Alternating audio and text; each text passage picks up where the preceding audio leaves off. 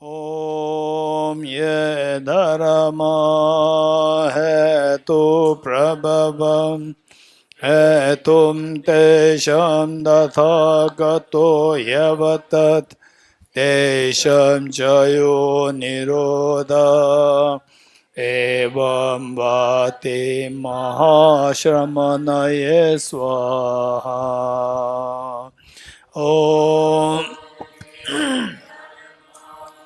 hetu prabhavam hetum tesh tatagato yavatat tesham chayo nirodha evam vati mahashramanaye swaha. Om ye dharma hetu prabhavam hetum tesham dathagato yavatat tesham chayo nirodha evam vati mahashramanaye swaha. All phenomena arise from causes. The causes are taught by the Tathagata. The assistance causes as well as taught by the great seer. Okay, let us turn to page 195. 195. Rain shower feeds.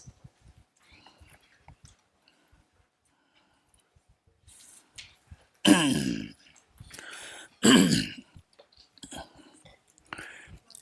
195. Rain shower feeds. This is the Song of the Four Mindfulnesses as a guide to the view of the middle way by His Holiness the 7th Dalai Lama. His Holiness the 7th Dalai Lama is considered to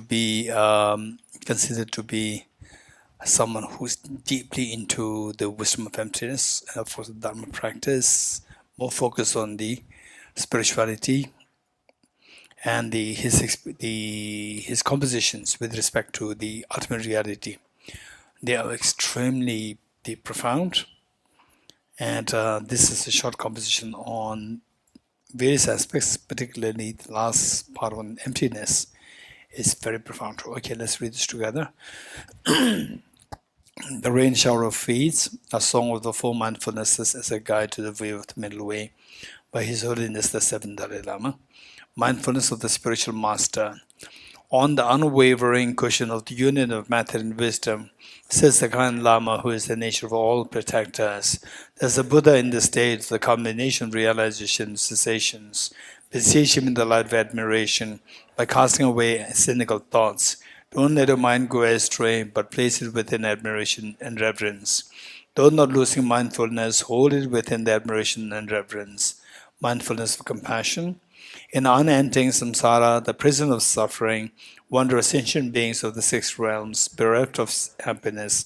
They are your parents who reared you with affectionate kindness. Meditate on compassion and affection by relinquishing attachment and aversion. Don't let your mind go astray, but place it within compassion. Through not losing mindfulness, hold it within the compassion. Mindfulness of your body is a divine body. Great bliss, joyous to sustain. They exist, the divine form of your body, which is the pure state of the aggregates. There is a deity in the nature union of three divine bodies. Don't view it as ordinary, but train in divine dignity and immaculate appearance. Don't let your mind go astray, but place it within profundity and clarity. Through not losing mindfulness, hold it with an attitude of profundity and luminosity, mindfulness of the view of emptiness. The sphere of appearing and existing phenomena is pervaded by the space of the ultimate clear light of suchness. There is an ineffable ultimate reality. View this nature emptiness through abandoning the mental contrivances. Don't let your mind go astray, but place it within the ambience of reality. Through not losing mindfulness, hold it within the ambience of reality. At the crossroads of the six collections of consciousness, which have diverse perceptions, are seen the hazy dualistic phenomena which are baseless. Here's a magical show which by nature is deceptive. Don't believe it to be true, but view it as having the nature of emptiness. Don't let your mind go astray, but place it within the nature of appearance emptiness. Though through not losing mindfulness, hold it within the nature of appearance and emptiness.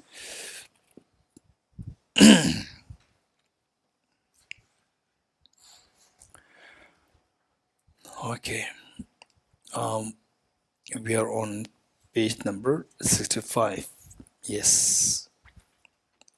A second verse, I think. Our second verse is done. Third verse. Third paragraph. What is the causal relation? So we talked about the what's mentioned here is the causal relation within dependent origination, causal relation and conditional relation, and then the outer dependent origination and inner dependent origination. So basically we see that with respect to the beings, human beings, animals, all the sentient beings, that is referred to as the inner dependent origin, how the beings come into existence, how we come into existence in samsara, how that is referred to as the inner dependent origination, and the outer referring to the external things like the flowers and so forth, how they come into being. That's known as the outer dependent origination. And causal dependent origination refers to the substantial cause, more in that direction, substantial cause, and what? Causal and conditional. Conditional referring to the cooperative causes. Okay, so with this in mind, let us read. What is the causal relation in outer dependent? Now, they say outer dependent origination. What is causal? What is conditional? And causal meaning substantial, and the conditional meaning and the word cooperative. So likewise, the same thing to the inner, but first the outer referring to the flowers and so forth. What is the causal relation in outer dependent arising? It is as follows.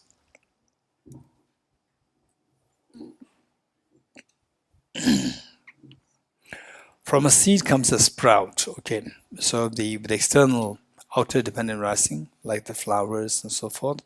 Initially, you have the seed. Then the seed changes into a sprout. From a sprout, a leaf. From a leaf, a stem. From a stem, a pedicel, the smaller branches of the stem. And from the pedicel, a pistil. Pistil means the segment from where the flower is going to come out. Pistil. And from a pistil, a flower. And from a flower comes a fruit. So look, this is the process, dependent origination. By dependence on the seed, a sprout. From the sprout, a stem. By dependence on the stem, a pedicel. From the pedicel, the pistil. From the pistil, a flower. A flower, then the fruit. And the how many of you know, like actually having planted the fruit, the plants? Okay, the Vinji. Yeah. What kind of fruit you plant? In the Vinji?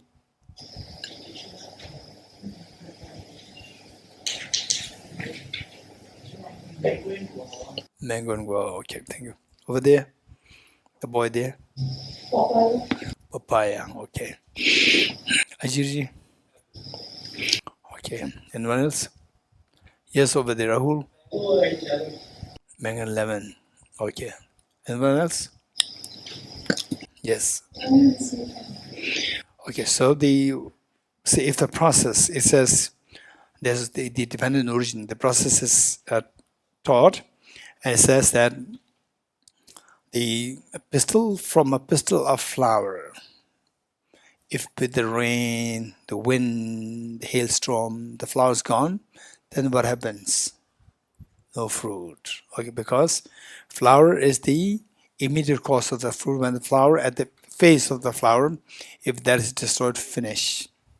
No fruit. Okay. From a pistil flower and from a flower comes a fruit. If there is no seed, so look, from this what we're learning is that cause and effect, this is so important for us to become convinced in the efficacy of the cause and effect. And sometimes we may be, say, while things are operating on the basis of cause and effect, and we're expecting something else. We expect some magic and so forth.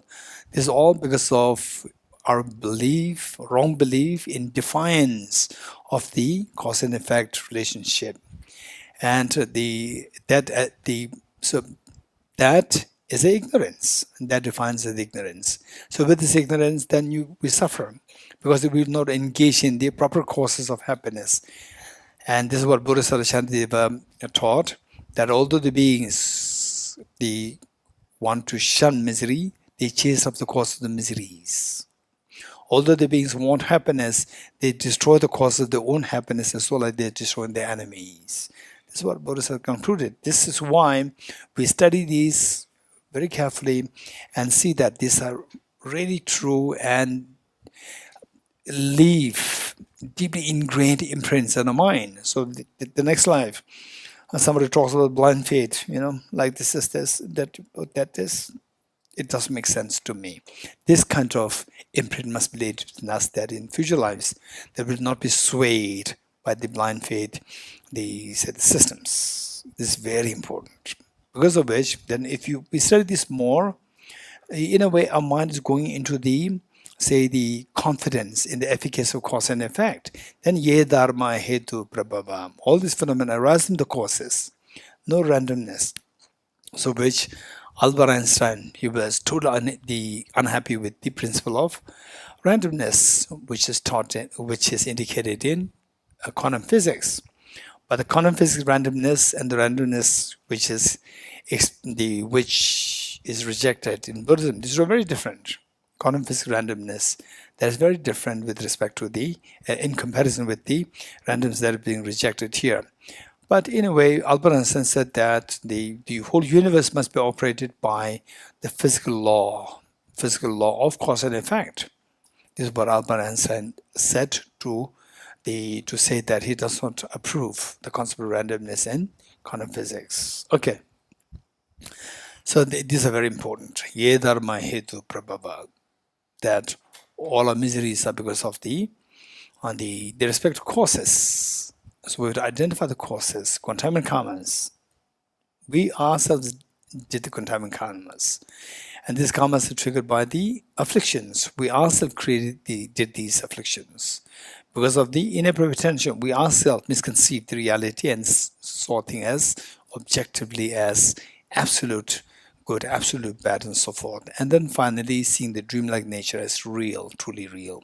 So these are all the causes which we created, and then the miseries is unavoidable that comes.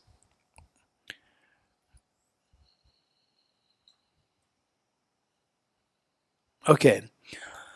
Some of you already heard this anecdote quite several times, and I want to do the same. Let us see. This is very important. And you tell me.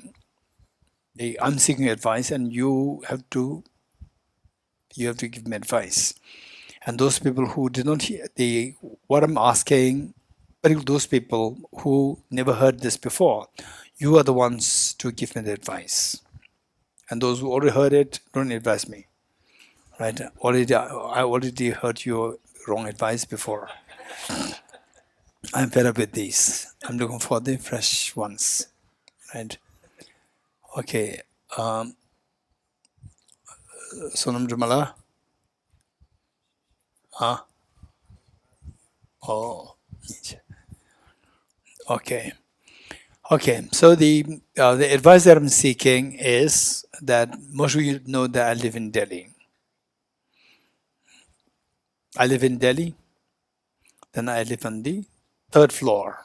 And Delhi, particularly in the month of May, the weather is so dry. And I live on the 3rd floor. And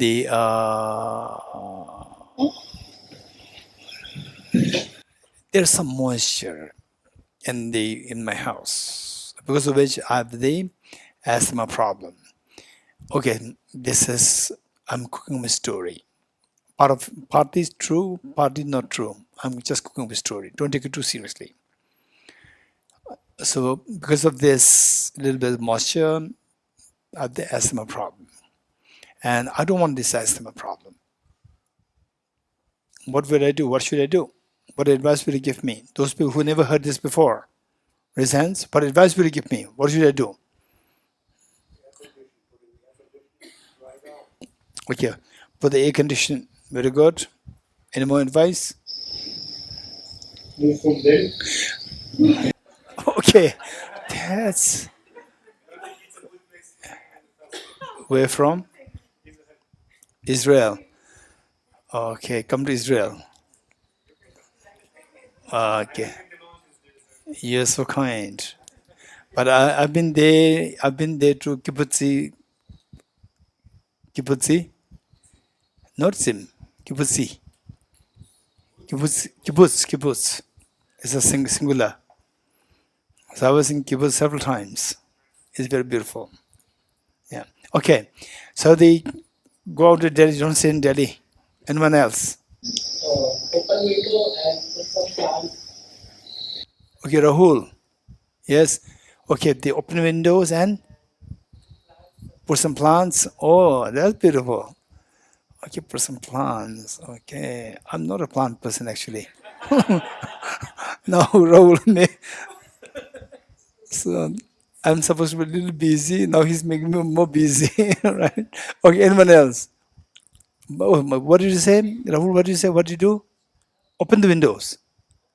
Open the windows and put some plants. Oh, okay, open the windows. The mosquitoes come.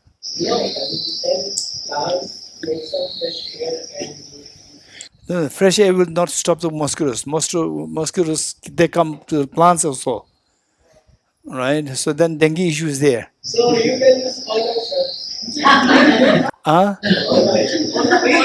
You swallow out. Then it kills animals. I am the one who's telling people not to kill animals. Okay, no, what did anyone advice? Jerush, any advice? No advice. You do, I do whatever I like. Wow, that's easier. Okay, anyone else? Yes. turn on the AC. Okay, turn on AC. Okay, yes. Turn on AC. That's true. That's true. Turn on AC. Huh? Sir, what if you be in your outside environment, then no mosquitoes? If there's quality of mosquito, you should, Dhupati. You don't want to see mosquitoes. Incense. So put the incense. Or keep the incense sticks. Use incense sticks. Okay.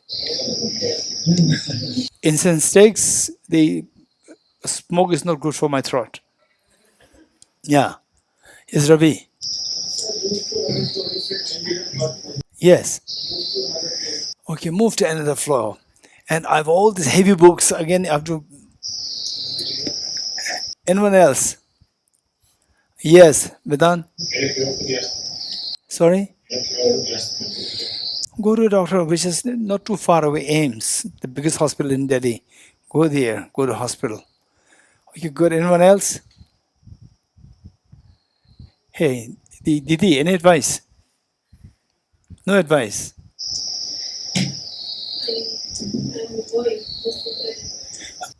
Move from Delhi. Okay. Okay, move from Delhi. Anyone else? Any advice? You can put some mosquito nets on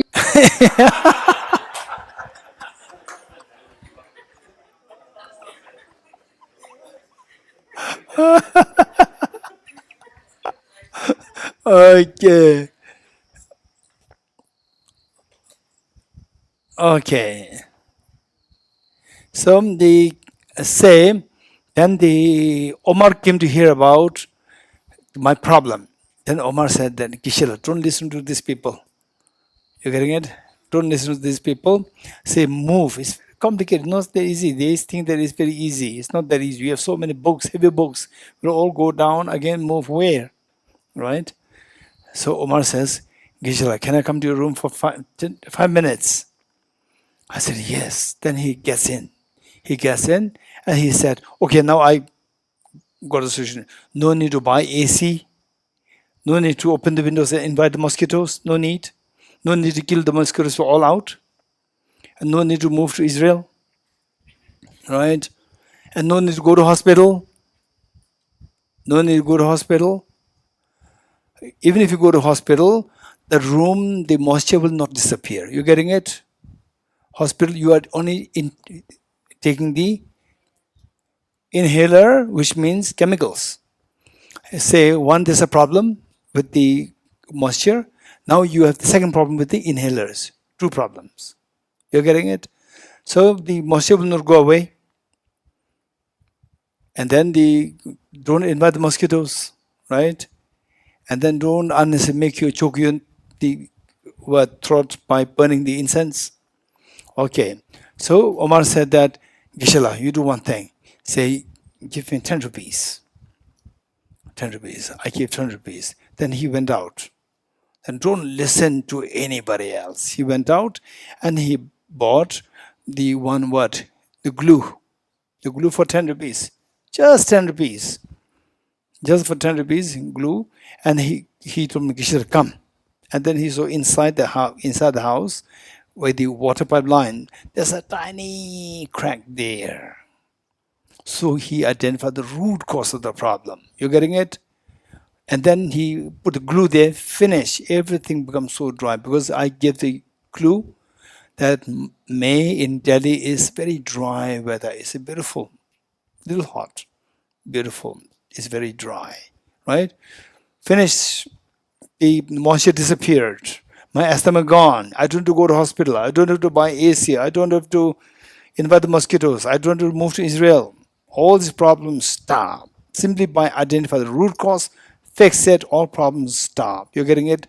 So you have to see the cause and effect. Cause and effect. We have to gain conviction, confidence in the efficacy of the cause and effect. If you check it, things become very easy. One time, what happened was that I was in a Buddhist center, and there's one gentleman, and he told me that he's on antidepressants. I really felt sad. There's a young man, maybe age late 20s, and taking antidepressants at this age. And I felt a little sorry. But there must be, who knows what kind of genetic problems you have. Can have some depression problem. And then becoming closer, then he told me that my problem, why I'm on antidepressants, because he is in a corporate job. In a corporate job, his immediate boss is very biased. That his juniors were given promotion, his juniors who were connected with him, the boss, they were given promotion, and he, many years senior, is never given promotion. So this makes him extremely sad, mentally disturbed, and then he could not have sleep, so therefore he had to be on antidepressants. Hearing this, I told him that then you have to stop the antidepressants somehow. Not directly in consultation with the doctor. You have to stop it because you taking the antidepressants, your boss will not change his mind. The problem is your boss. The cause is your boss. Your boss. You've identified the cause, but you're taking the antidepressants, which means that you are creating extra problem. Boss problem is always there. Plus antidepressants, there's so much of side effects.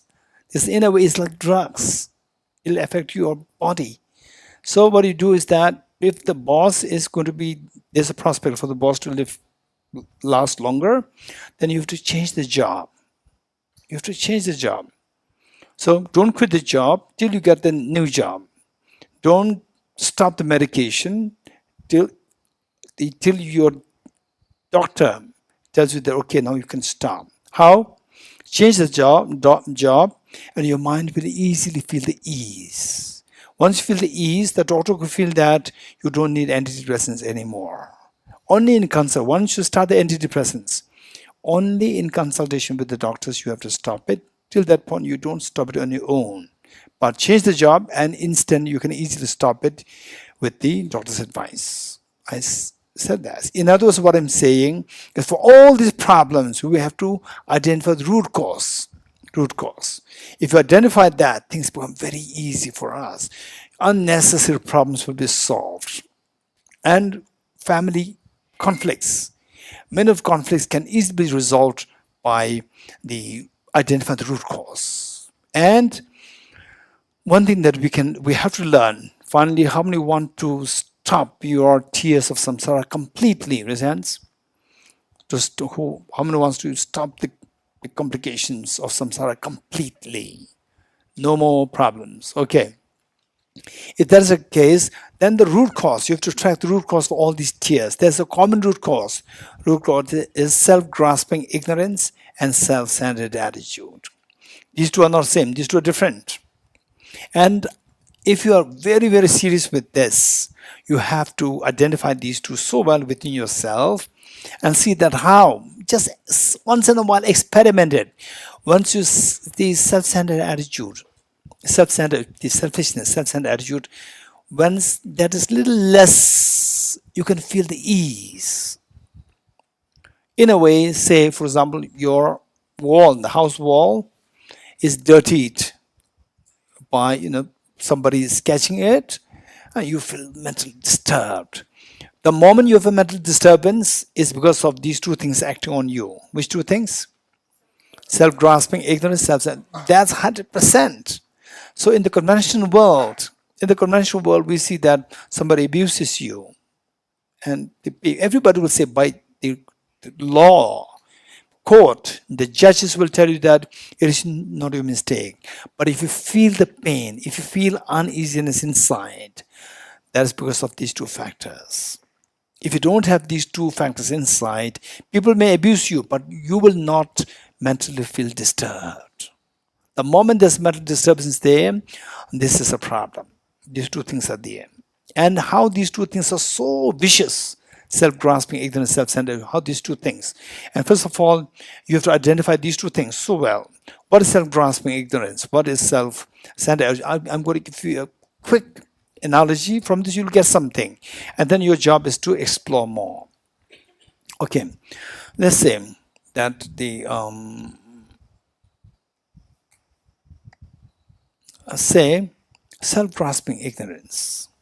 It is like, say, how many have dreamt? How many have dreamt of going to a shopping mall? Be very honest. How many dreamt of going to a shopping mall? No one? I usually know. I see. Okay, just imagine that you dreamt of going to a shopping mall. You're getting it? Say first, in your dream, there's open land. Huge, massive open land. And what is that? Elon Musk? He bought the land. For what? To start a shopping mall, right? In the dream. Then the shopping mall was built up. What is that? Is it a shopping mall or a dream shopping mall? And who created that? Elon Musk or who? Huh? The girl. Who created? I'm asking who created? Okay. Yes. Yes, your mind created that. You're getting it? Your mind created Elon Musk. No, you blame Elon Musk. It's your dream, actually. You're getting it? You're blaming Elon Musk. It is your dream that you created the shopping mall. So there's nothing there. It was just empty. And your mind started dreaming. And shopping mall was, your mind created the open space. Now Elon Musk bought it. Now shopping mall is coming up. Okay. So first, this from nowhere, for no dream is created. You're getting it? That is the job of the self-grasping ignorance. Self-grasping ignorance, say for example, this is a bunch of atoms, and our ignorance makes us perceive that as a flower. You're getting it? This is a dream that we're creating. And the people who you are seeing around, they're actually a bunch of atoms. You agree with me? Huh? Vera, you agree with me? It's a bunch of atoms. Yeah, of course. It's a bunch of atoms. You're getting it? When a bunch of atoms go wrong, then we say, I'm sick. When the bunch of atoms, okay, they are pretty okay, then you say, I'm healthy now. It's just a bunch of atoms. Do you agree with me or not? Bunch of atoms. But we see as a person. We see as a person. With this body, with this male, female. We see some. This is all the dream that our mind is creating. On the object, if at all something is there, it is a bunch of atoms. That's it. But our mind, self-grasping, ignorant, creates the shopping mall. Then what happens? Then the self-centered attitude comes to do the shopping. In the dream, yes? The self-centered attitude. What is self-centered attitude? I like this. I don't like this. I like the Gucci. Right? Shopping mall, hey. I like the Gucci. Then what? Didi. Chanel. Then Vuitton. Right? I like this. I like this. Self-grasping. Self-grasping, it will create the shopping mall for you. Right? Shopping, there's no external shopping mall. It is your mind. It's a bunch of atoms. You go to any shopping mall. Say in Delhi, what is the shopping mall? It's like city mall. Say it's just a bunch of atoms. It's a bunch of atoms. Outside, inside, whatever, it's a bunch of atoms. But our mind makes it seen as a huge, beautiful shopping mall. Then who goes? Self-centered attitude goes there to do the shopping. You're getting it? So the dream, do you agree with me? That is your mind which created this shopping mall, the dream shopping mall. Yes? That is your mind projected it. So when you project it, there's no selection. I want it, I don't want it. Then your self-centered attitude goes to do the shopping. I want it. That is self-centered attitude. So self-grasping ignorance creates the platform. Then self-centered attitude comes to dance in it. Dance on the stage. You're getting it? So these two act together. Self-grasping ignorance creates a platform. Self-centered attitude comes and then do the shopping. So these two act together. These two are not same. Self-grasping is the one which projects things. Then self-centered attitude just say, oh, this is good, this is not good. Do the selection. So that is how these two things, they come to deceive us. And then with self-centered attitude coming to the shopping, then it says, oh, this is not good. This is, I like this, I don't like this. So attachment, aversion arise because of these two things. So with this, and what we need to remember is that these two things, as long as we have these two things, we are never freed. We are never freed. We have problem one way or the other with the problem. And problem can become so severe as well. And for example, what to do if you are trapped in a war? What do you do? If you are trapped in a war, what do you do? Say, a missile hits you. What do you do? You cannot say that, no, I'm the war neutral. No, you cannot say anything if you're trapped in the war. What do you do? So there, all these karmic effects, and then you are disturbed. All these pains are created on you. Number one. Number two, the pain, mental pain is felt. Mental pain is felt. Mental pain, agitation, frustration, anger, and so forth felt. These two demons are acting on us. Let's not forget it. And at the moment I'm sharing this with you, later on in our life, we have to check, is it true that whenever I have the pain, these two things are acting on me? We have to check it. We could check. Of course, being in the conventional world, if somebody comes to abuse you and you feel mentally disturbed, oh, it's my two demons inside, it's not your problem. Don't say like this. This is stupid. Other people are responsible. So both hands are responsible to create the sound of a clam. Both hands are responsible, not only one hand. Other person also responsible, abusing you. And then the one hand that you are giving, the two demons inside, there, come together, then the misery, the sound of the clap of the misery erupts. So external factors are also responsible. So what we do is that we have to try our best. We cannot get into the external factors completely, but try our best to stay away from the external factors as much as possible. This is so important, number one. Try best. Be very realistic. Don't say this is purely internal, two demons inside, two demons inside. Don't say like this. Take care of the external factors. Stay away from external factors as much as possible. Meanwhile, Also be aware that external factors cannot be gotten rid of completely. Like what? For example, here, say, if you're in a dormitory, you will say, I have no privacy. Yes? If you're in a dormitory, you will say, I have no privacy. You're getting it? And if you are given a single room, you say, I'm feeling lonely. You're getting it? So what should we do? What should you do? Right? Either you'll be alone, or you'll be by yourself, or you're going to be with somebody. There's no third possibility. So you are by yourself, you say, I'm lonely. You're with other people, you say, I have no privacy. Right? So external factors we cannot get rid of completely. So, but try your best to stay away from the external factors which otherwise are responsible for your miseries. As much as possible, stay away from the external factors. And particularly, people come to abuse you. Don't think that, oh, I'm a Dharma practitioner, okay, you are illusion-like. Don't say like this. You're getting it? Say, if the other person abusing you, you have to make sure that the other person stops doing that. Because if you, in the pretext, in the facade of you being the Dhamma practitioner, you are letting the other person accumulate more negative karma.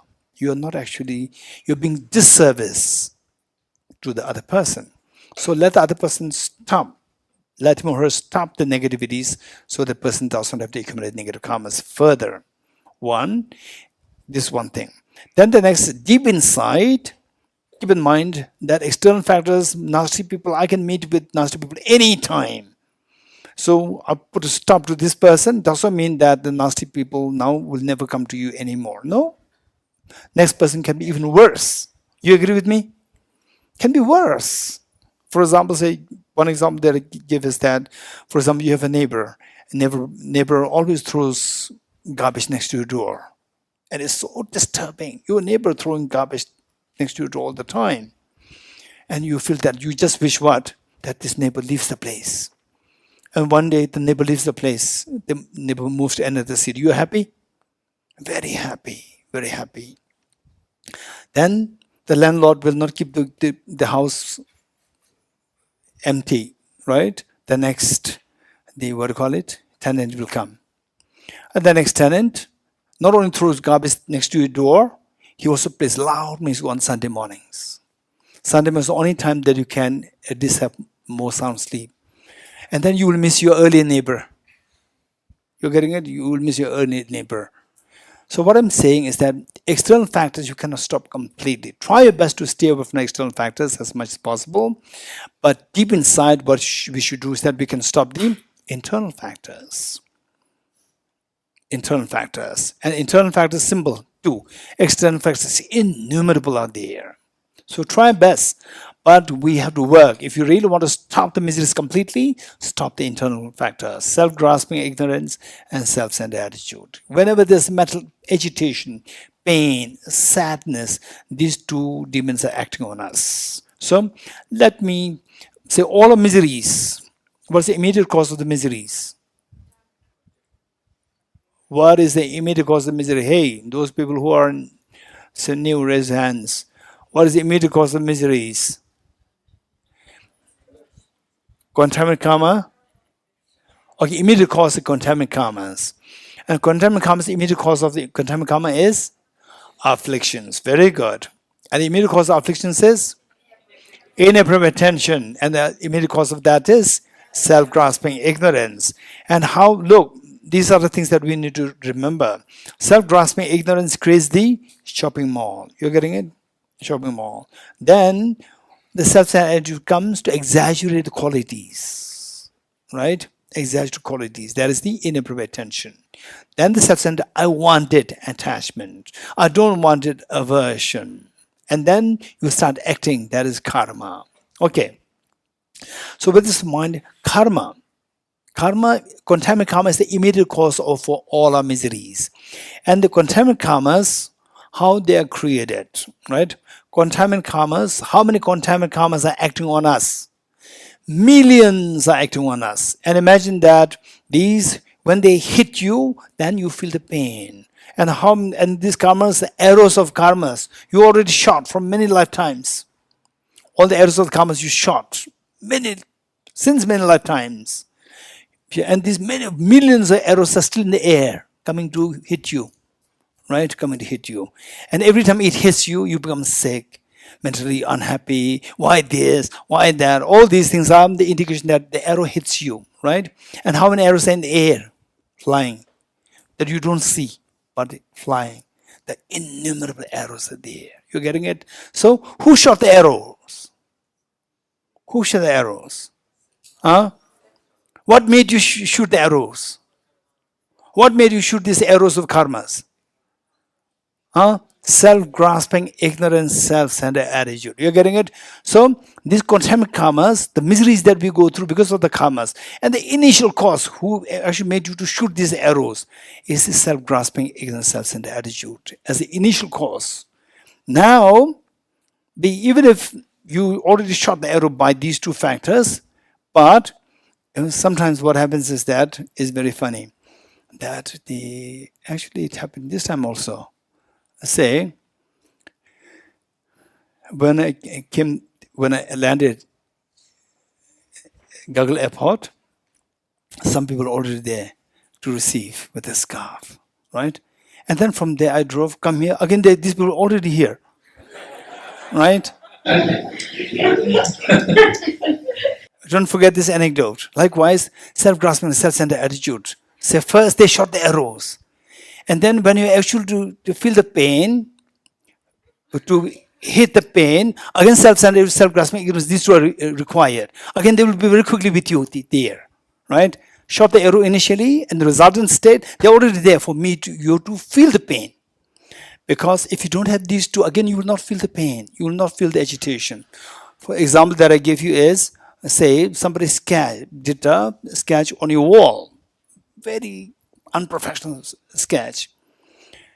And what will happen if somebody make this sketch on a wall, very unprofessional? You will say, who did it? Right? So much upset. And the mother comes. Wow, this is a painting of my daughter. Right? It doesn't disturb the mother. We are disturbed. Why the mother is not disturbed? Because of the love and compassion towards the child. You're getting it? So why we are disturbed? We did not have this love and compassion towards that child. You're getting it? So disturbed means 100% sure that we did not have this love and affection towards that particular child. So what is the opposite of that? We don't love the child. So which means that you're getting it? My wall is dirtied. My wall. Self-centered attitude. So, self-grasping, ignorance, self-centered attitude, they started the arrow, they shot the arrow, and they quickly come to make sure that you are defenseless. You're getting it? So that you feel the pain. So how? What is the opposite of self? These arrows for you to experience the pain. Again, you require these two. Self-grasping is self-centered attitude. What is the shield against the self-grasping ignorance? Wisdom of emptiness. What is the shield against the self-centered attitude? Other cherishing buddhi. Buddhi is the best, otherwise other cherishing mind. Other cherishing mind. So self-centered attitude comes and removes the shield of the other cherishing mind. Right? So you are defenseless. One shield is gone. And self-grasping ignorance comes, and you don't have the wisdom of emptiness, self-grasping ignorance comes. Then it removes the shield of the wisdom of emptiness. So you are the two shields which can stop these arrows. They hit you. If you are with the shield, they will hit you and they will drop. It will not hurt you. But when these two shields are gone, these two shields are stolen away. Stolen away by self-grasping, ignorance, self-centered attitude. When these two shields are stolen away, then you become defenseless. Then these arrows hit you, you feel the pain. Anytime you feel the pain, remember that although external factors are responsible, but my two demons are acting on me. You're getting it? This is so important. Having said this, the mark of a good practitioner is not what is your fasad, how many hours you are doing the recitation, and so forth. Yes, these are important facets. But what's the real mark of the good practitioner is that when the miseries hit you, when you're hit with the miseries and problems, then the blame goes to the you, this, that. Blame goes outside. You are not a good practitioner. The blame goes to the blame should not go to the self. You're getting it? If the blame goes to the self, it'll make you go into depression. I'm the hopeless person. I'm the one. I'm a hopeless person. Then if you think that you're the hopeless person, done. No, you cannot do anything. This is the greatest failure. So the blame should go to two demons. Remove the two demons and you are amazing. There's nothing wrong with you. You're amazing. Remove the two demons. Blame the two demons. Blame the two demons. And when you're struck with some tragedies or problems, because of your practice, if the blame spontaneously, innately, without having to give up effort or thought, the blame goes to the two demons inside, believe it or not, instantly that feeling of the uneasiness or the stress will be elevated. It'll disappear. Instantly you'll feel the lightness. This is amazing. So the moment you say that these two are to be blamed, self-centered attitude is removed. You're getting it? Self-centered attitude is removed. When that is removed, you create a shield of the other cherishing. Then the pain otherwise created by this self-centered attitude will be gone. You can instantly feel the lightness. Just try it. Just try it in your life.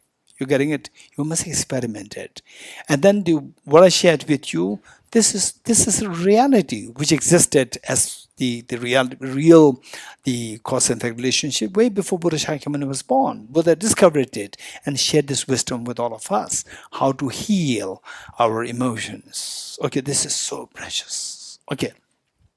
So what I'm saying is that from this example of me staying on the third floor in Delhi in May, dry weather, and then all the advice given, right?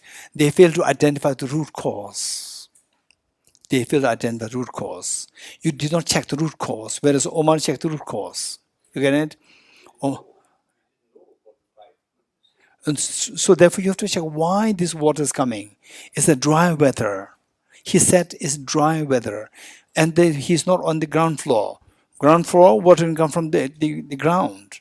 But on the third floor, there's no way by which naturally the moisture can come. What's the reason? It's a dry weather, number one, not from the ground on the third floor. So why the moisture is coming? You have to check it. You're getting it? This is the mindset that we have to build.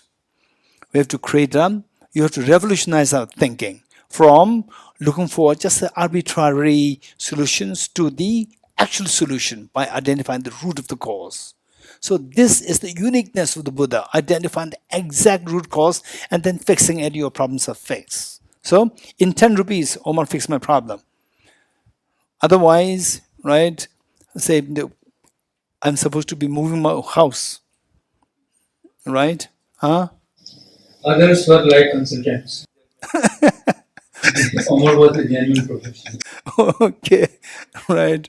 Okay, thank you, Omar. Okay, maybe Omar was advised by Kate. We never know.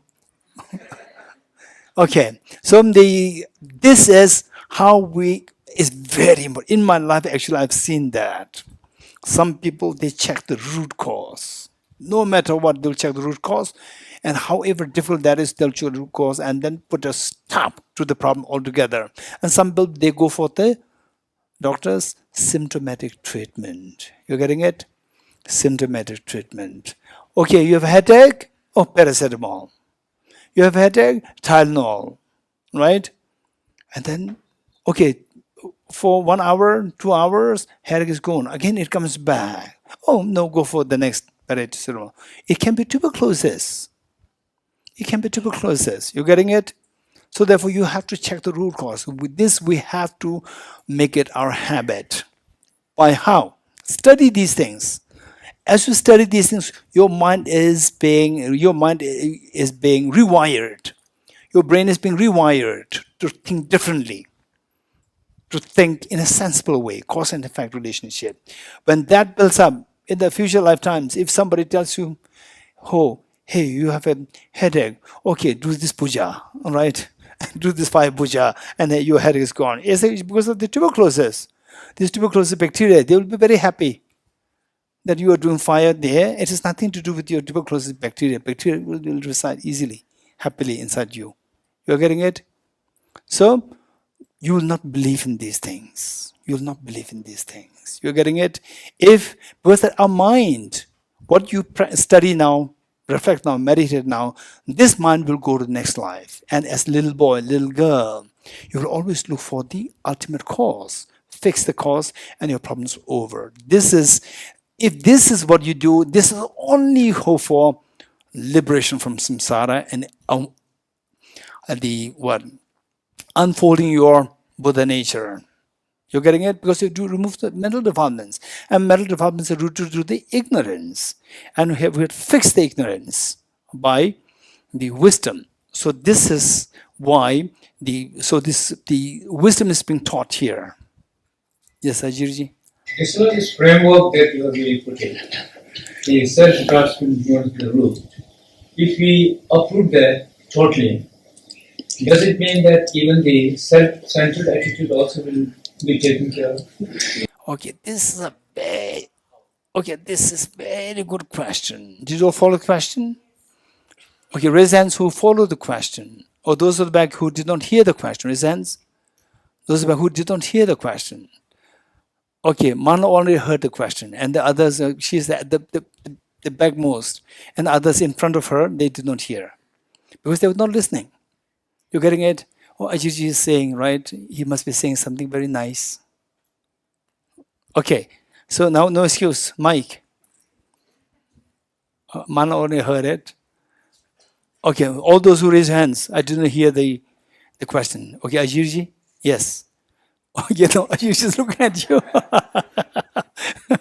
The question is that the root of the samsara is the self-grasping ignorance. If we remove that, does it mean that the self-centered attitude also is removed? That is the question. If not, how? Then how to remove how to remove that?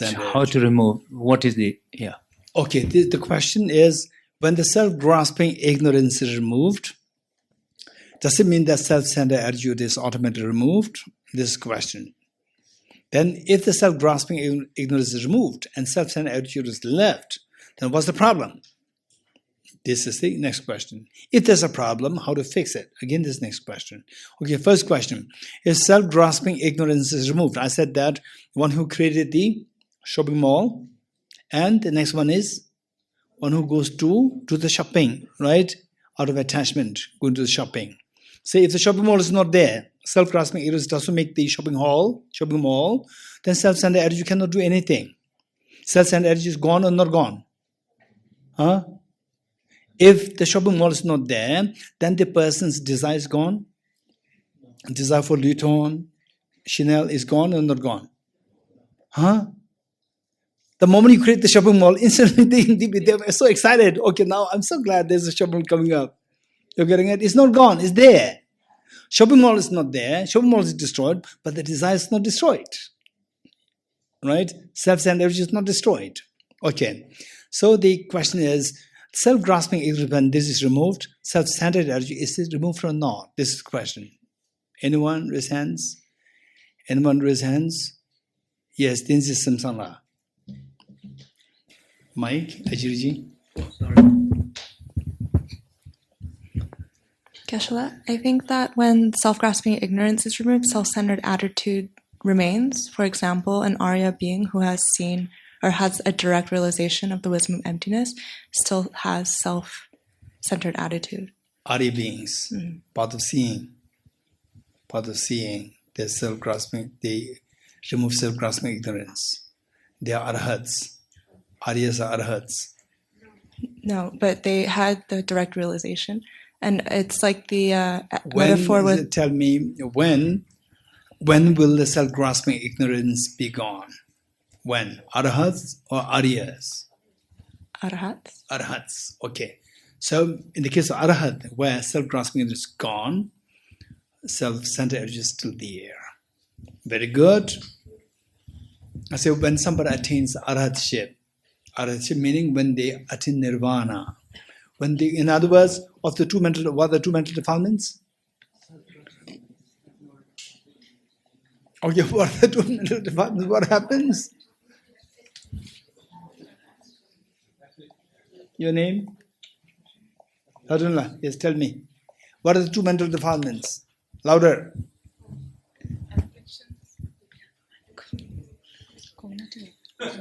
No, it doesn't matter. Say in Tibetan. Cognitive obscurations and affliction obscuration. Afflictive obscurations. Perfect, very good. Thank you, Hadunla.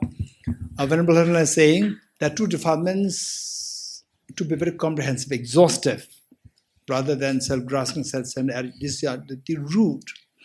But defilements, overall speaking, to be very exhaustive, the understanding, afflictive obscurations and the cognitive obscurations. With the wisdom of emptiness, you practice gade, para, samgade, bodhi, swaha. When you reach when you reach the level whereby you remove the afflictive obscurations, which is more difficult to be coordinated of, afflictive obscurations or the cognitive obscurations? Cognitive obscuration. Which is more difficult? Cognitive is more difficult to be eradicated, and afflictive obscuration is easier to be eradicated. So that is eradicated first. When that is eradicated, the state that you obtain is known as nirvana, and you become arahat. The person becomes arahat, and what you attain is nirvana, or arahatship, or nirvana. So you still have the subtle stains, cognitive obscuration. So this is what Tenzin Samsana is saying. Okay, the Rina.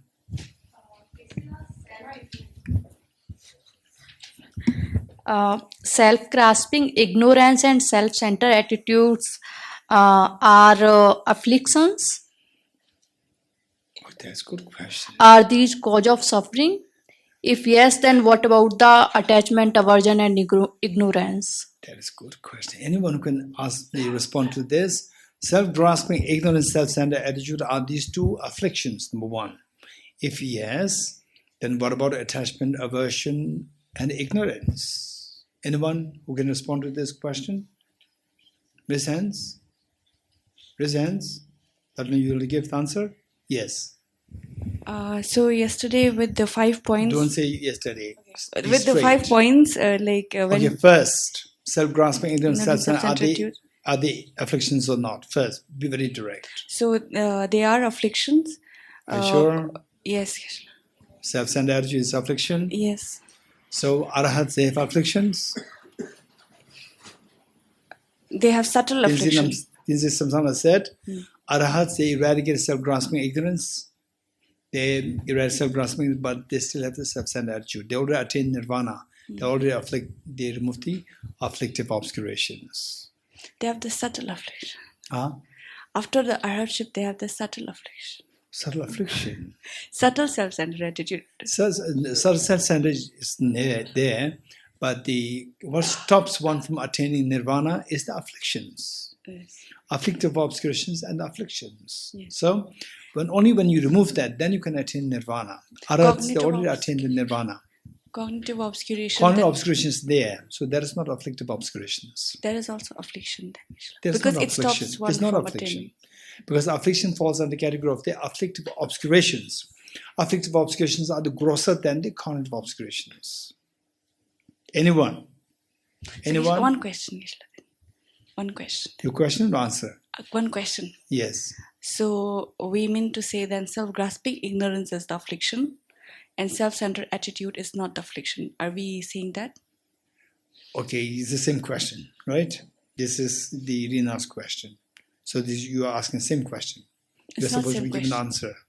This is what she asked. She asked both the self-grasping and Then self-centered. you? I said is only self-grasping ignorance affliction and not the self-centered attitude? In a way, same. No, it's not. It's just. So the question remains the same. Self-grasping, ignorance, self-centered attitude, are these two afflictions or not? But self-grasping ignorance Is affliction. Is affliction, agree. agree. So Okay, this part is self-centered answered. attitude. How many agree that self-grasping, ignorance is affliction? Raise hands. Self-grasping, ignorance is affliction. This is worst of the affliction. All contaminated things are suffering nature. All contaminated things. This morning we did it. All contaminated. For this, the Didi yesterday asked, what does it mean by contaminated? We spent almost like 1 hour on this. What is contaminated? I said to know what is contaminated, you have to know contamination. What is contamination, Didi? Afflictions. You're getting it? And within the afflictions, the worst of which is self-grasping ignorance. That we said it. What about self-centered attitude? Is this affliction or not? This question. So then Samsara said, no, this is not affliction, because self-centered attitude is intact with somebody who already abandoned all the afflictions. Like arhats. They have abandoned afflictions, they still have the self-centered attitude. Okay, Ravi? Is not a form of ignorance. Self-centered attitude is a form of ignorance. It is not ignorance. Okay, Saf. If there's no self-grasping ignorance, if it is eradicated at the point of arhatship, how could there be a self to be? Self-centered attitude. What? If the self-grasping ignorance is eradicated, how can that person still have self-centered attitude? Is this your question? How can there be a self to be centered around, or how can? So what I mean is the same. Is like eating food like this or like this is the same. You're getting it? How they can be self-centered attitude? This is your question. In a way, this is Ravi's question. Ravi is saying that self-centered attitude, is it not self-grasping? Is it not ignorance? Okay, so to be very straight, these are all very important questions. But what Staff asked, what Ravi asked, what the Rina is asking, what Hajjan asked, these are all very important questions. Okay, let me give you the answers. What do you want? The first one. What do you want? Huh? Look, being very lazy. I want answer. Answer to which question? Yes, Bhumika? She's saying is self-centered attitude an affliction or not? Answer on that. Self-centered attitude is affliction. Answer is no. Huh? Okay. It is not affliction. It's not affliction. But it has to be abandoned in order to attain nirvana. It's not affliction. From karma itself, itself is not affliction. Karma is not affliction. Contaminated karma is the result of the afflictions. So, okay, what answer do you need to which question? Only if the question is clear, otherwise, I don't know what you want. Which question? Okay, yes. Where does it come from? Okay, there's another question. You're getting it? Self-centered came from where? Okay, self-centered. Okay. The self-centered attitude came from where? This is a question. Okay. Your name? Roy.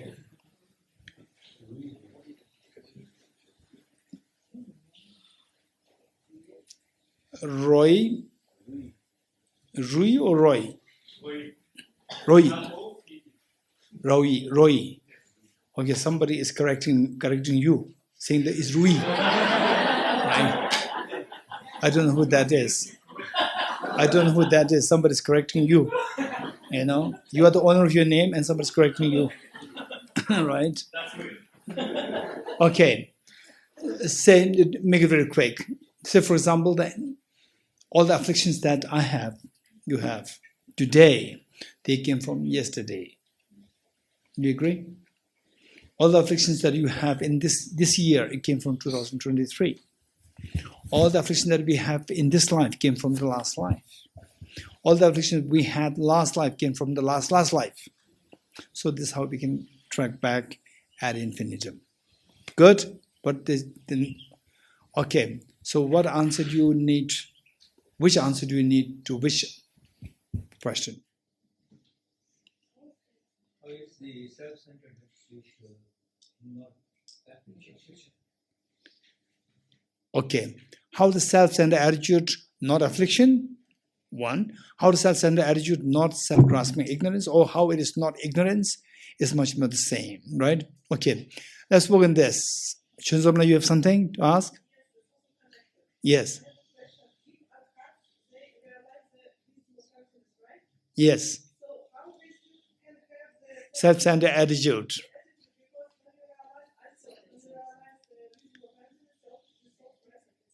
That's amazing. Okay, so many questions coming up. First, which one? Which one? Ajit's question. Ajit's question is like, say, it's much the same. How self-grasping, self-centered attitude is not ignorance. It's not affliction. Okay.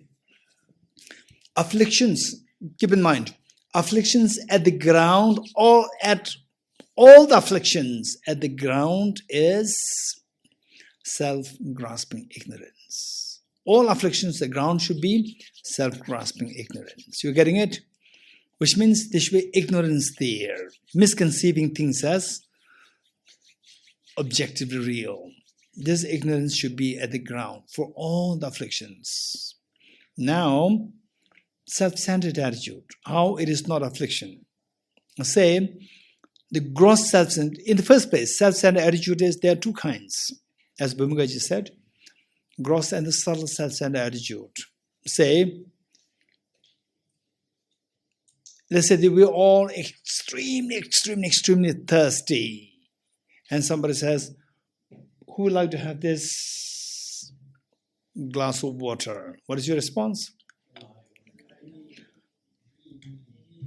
Wow, those people who said we, I will check it. You're getting it?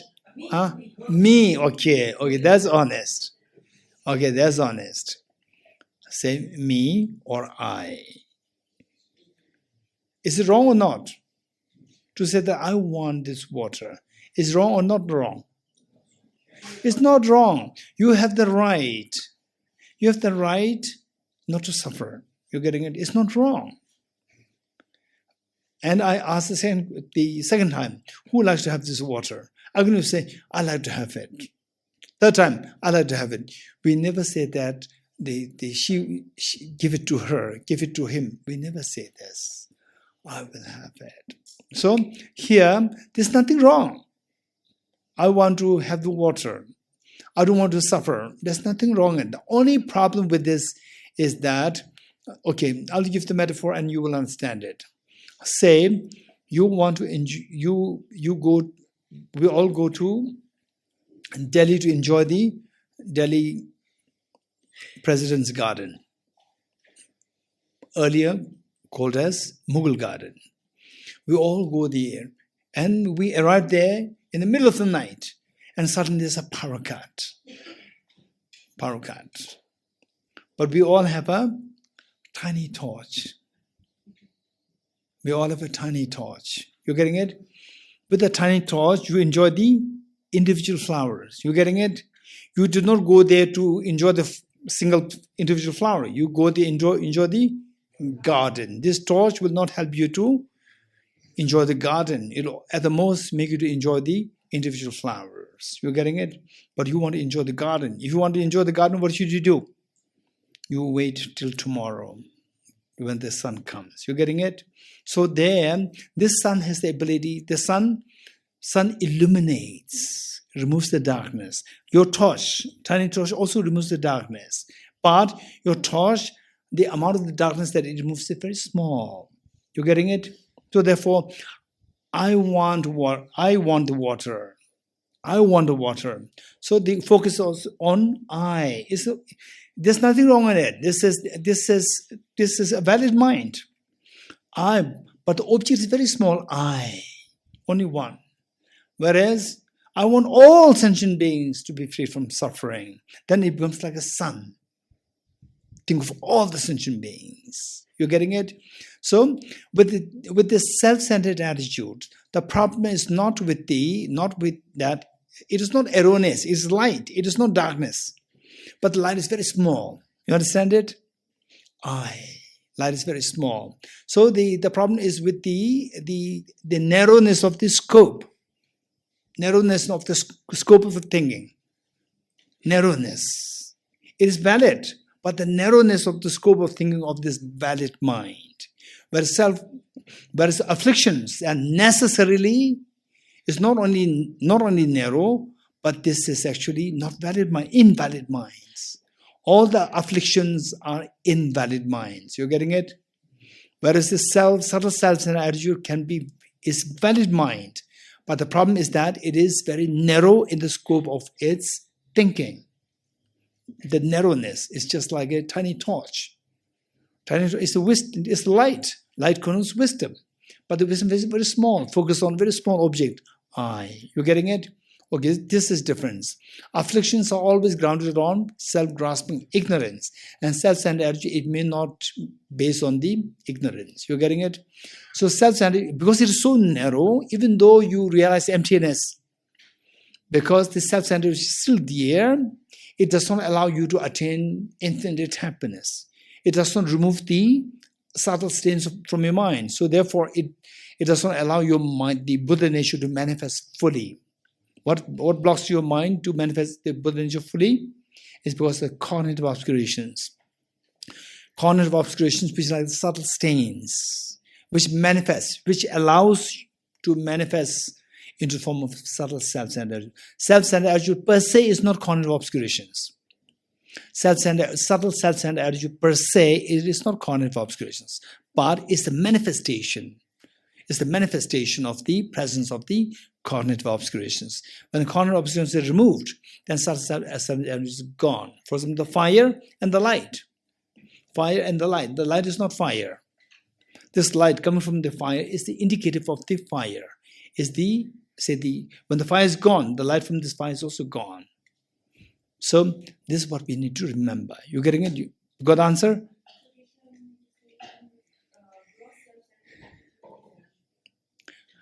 Gross self-centered attitude is totally invalid. We say, okay, what's the difference between gross self-centered attitude and the subtle self-centered attitude?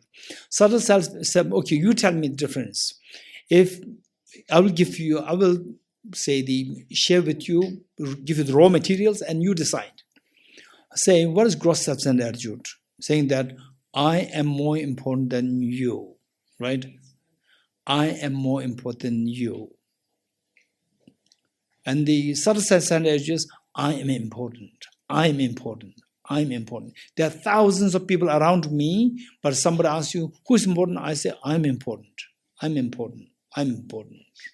First one says, who's important? I say, I'm more important than all my friends, all others. What's the difference between the two? Can you see difference?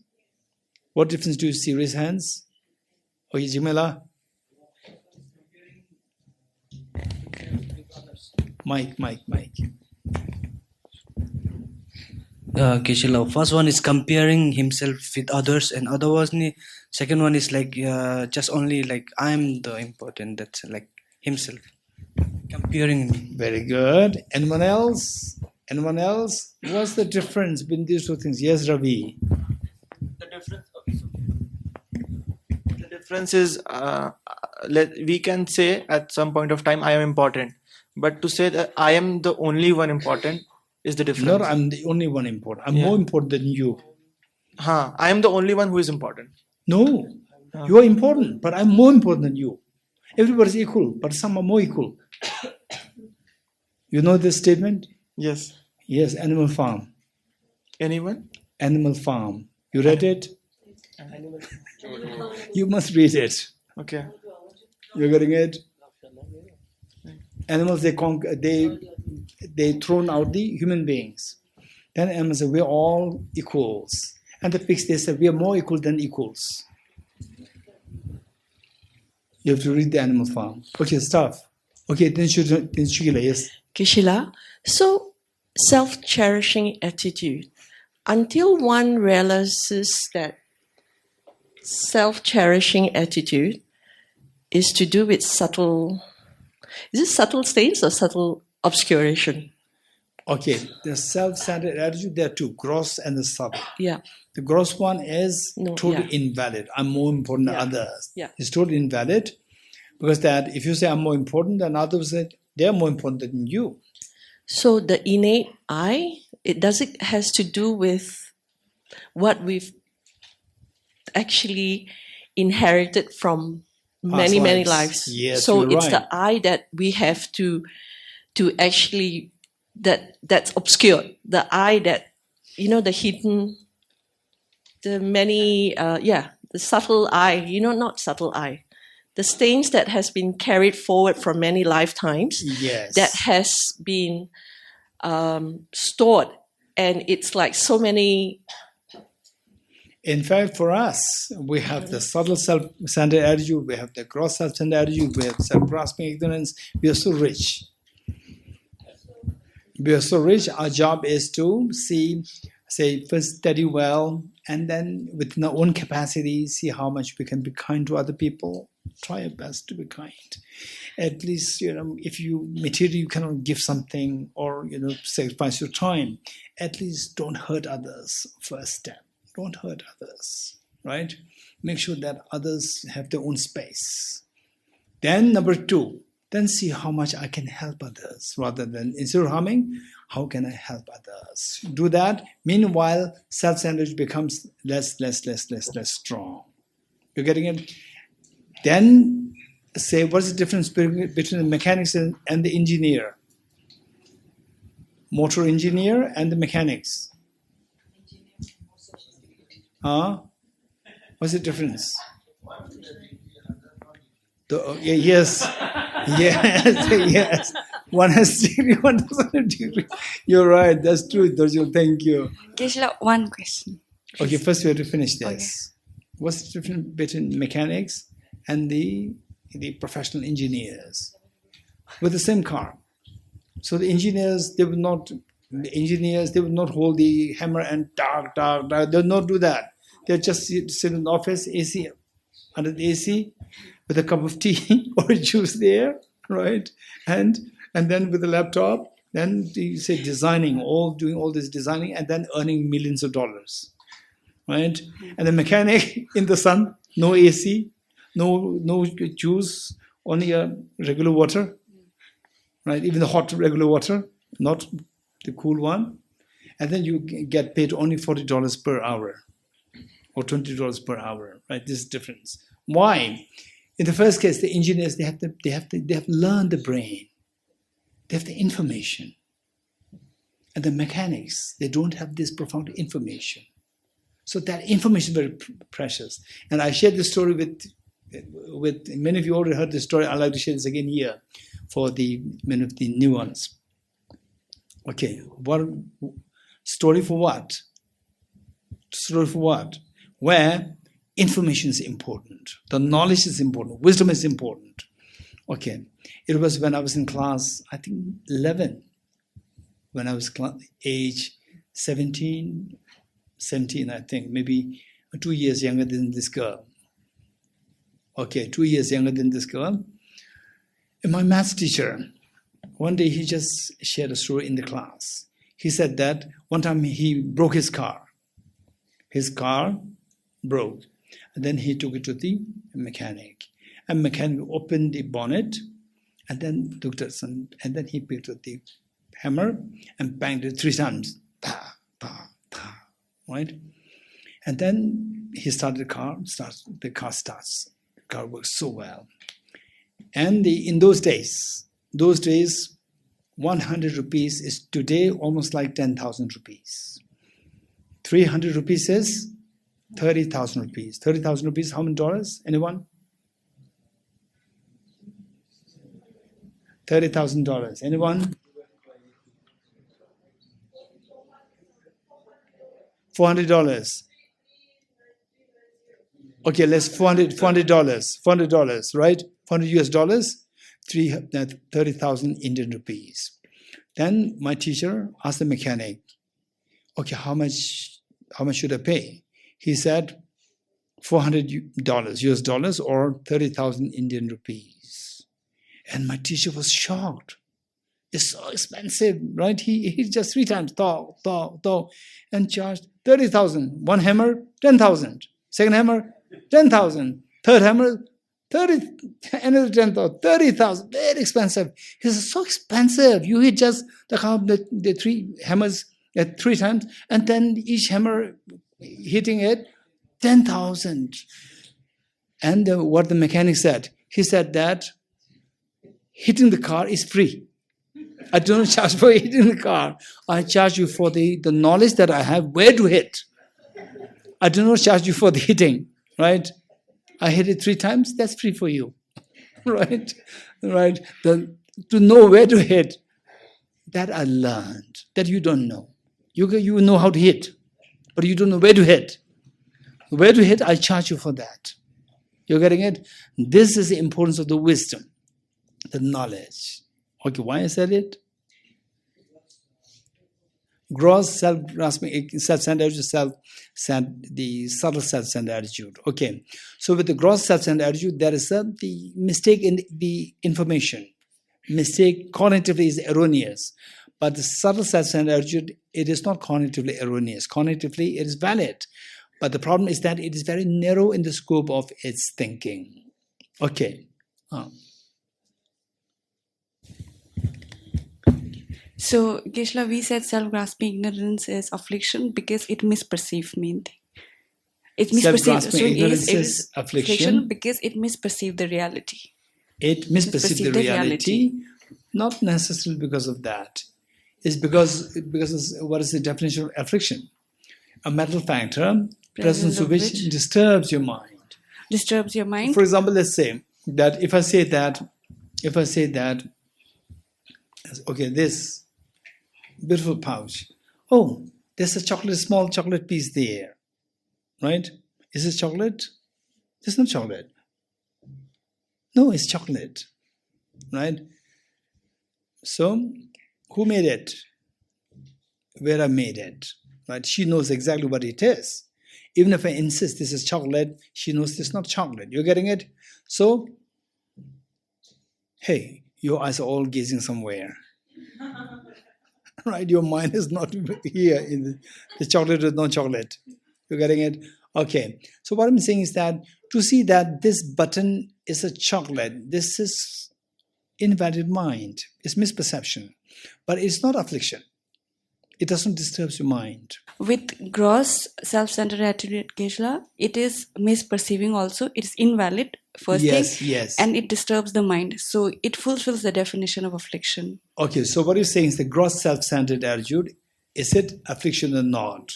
So I would say it is not. But it fulfills the definition. So you say that it fulfills the definition, that the presence of this disturbs your mind? No. Because with the gross, what happens is that with the gross, the self-grasping ignorance is also there.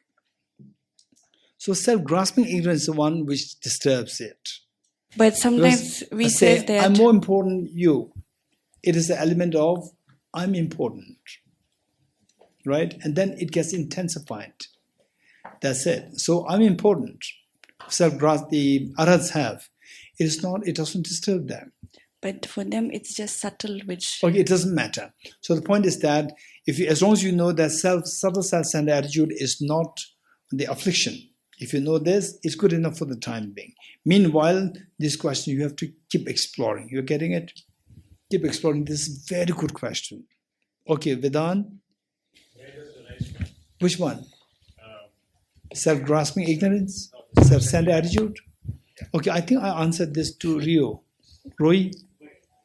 Okay, so Rui very happy that I did not see Rui. Right? Okay, so where the self-centered attitude came from where? This question.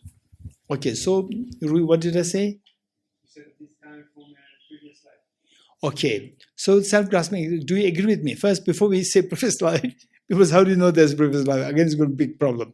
So the best thing is to say, today's self-centered attitude came from yesterday's self-centered attitude of mine. You agree? This year's self-centered attitude came from 2003 self-centered attitude. Right? You move like this gradually, then move to the previous life. It came from the previous life. So previous life self-centered came from where? The previous life. So this is how we can track back in time. Yes? Root cause. Huh? The root cause. Okay, what's the root cause? This is a good question. Okay, what's the root cause? Hey, Roy, what's the root cause? You don't know. I said it can be traceable back in time at infinity. You go back, right? So there's no beginning root cause. When you say what is root cause, you're looking for the beginning root cause. There's no beginning, right? Some have beginning, some don't have beginning. 2024 has beginning, but time, 2024 is the time. Time does not have a beginning. A specific instant of time has a beginning. 2024 has a beginning, but time per se does not have a beginning. Today's mind has a beginning. My mind in general does not have a beginning. You're getting it? These are the facts that we need to learn. Okay. Yes, over there. The stuff. Is the self-grasping ignorance the same as that which allocates the aggregates into a self? Okay. So in other words, your question is, what exactly is self-grasping ignorance? It's a good question. Okay, let's first do this. This is not an easy question. What exactly is self-grasping ignorance? So explain this in relation to the aggregates, right? Whether the self-grasping is the one which put the aggregate together and misconceive something, or what? Explain self-grasping. It is a mistaken mind. It is an erroneous mind. And what does it do with respect to the aggregates? Anyone who likes to give the answer? What exactly is self-grasping ignorance?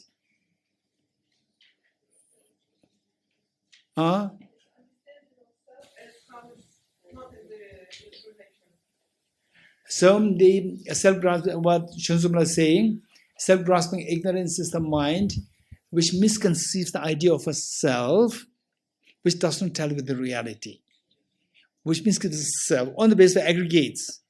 On the basis of aggregates, then you misconceive the self as coming 100% from the object. So the self-grasping ignorance is not that which generates the self. It's just the erroneous mind which latches onto it as the basis of... Very good question. Okay. Tenzin Isela, take care of stuff. You're getting it? He has good questions. Don't let him deviate. Deviate meaning? Don't let him go in the wrong track. His questions are very good. Okay. Self-grasping ignorance. Does it contribute to the existence of the self? Self, is it created by this self-grasping ignorance? Answer is no. You're getting it? Self exists by the power of the mind. That mind, the power of which gives rise to the self, that mind is not self-grasping ignorance. But that mind is under the influence of self-grasping ignorance. So you're saying that in order for there to be a thing that generates the self, there has to be that self-grasping ignorance. Preceding, yes. So the self-grasping ignorance is a prerequisite for the generation of the self. Yes. In that case, arhats, having eradicated the self-grasping ignorance, no longer have grasping for a self. Yes.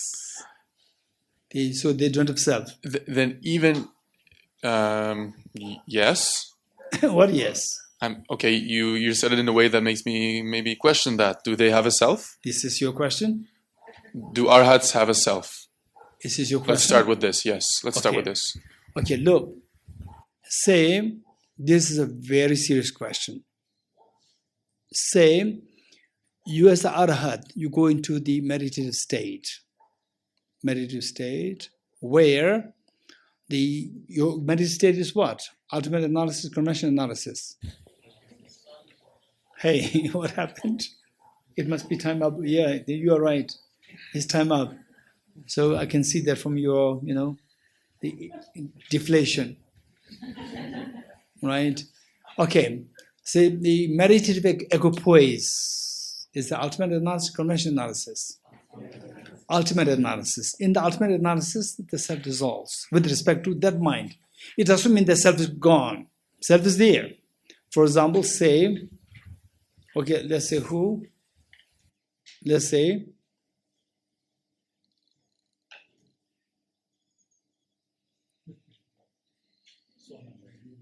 okay. Who? Didi.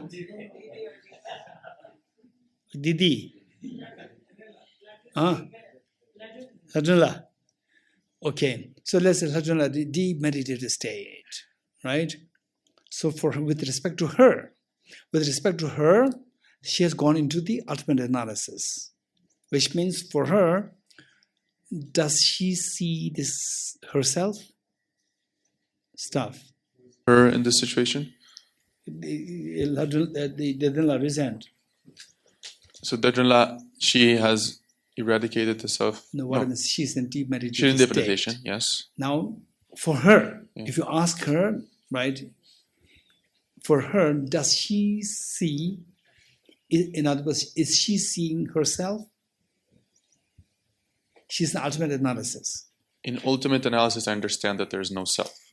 So, okay, she doesn't see the self. But my question to you, is she meditating or not? If she doesn't see the self, is she meditating or not? Of course, she's meditating on emptiness. You're getting it? So who says that she's meditating? Outside people says that. Outside people say this, not her. You're getting it? So we look at her, we see that she's deep in meditation. And if you meditate, if your realization is very high, you will see that she's in deep meditative state, and you see that the mental defilements are diminishing. You see that. And you said, oh, now she's become enlightened. She is becoming enlightened. We can see her. So the self doesn't disappear. It is there because that it exists. Self exists or not is not decided by the ultimate analysis. It is decided by conventional analysis. And we are there with the conventional analysis watching her. So she exists.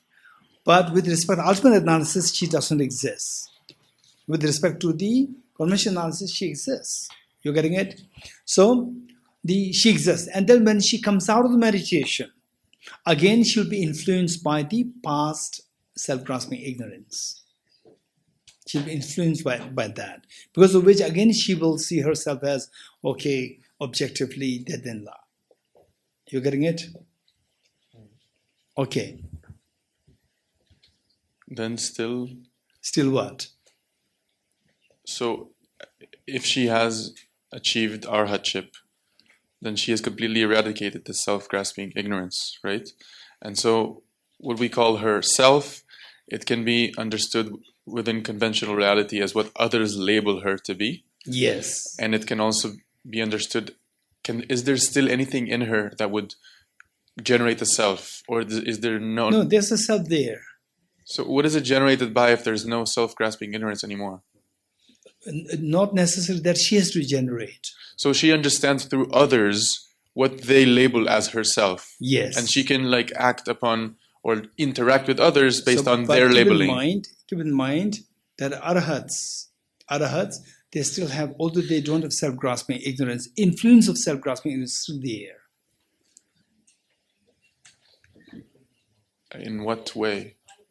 For example, let's say that the COVID-19, did you have COVID? Did you have COVID? 3 or 4 times. Okay. So the COVID virus leaves you. Still your lungs are affected. So latent karmas. Listen, your lungs are affected. These are still the influence of the COVID is still there with you. You're getting it? Although COVID already left. So these are the cognitive obscurations? Or am I just labeling things? Okay. So the influence, as I said earlier, they say the COVID left already, the influence is there. So like the say contaminated karmas, self-grasping ignorance is gone, but the contaminated karmas are still there. You're getting it?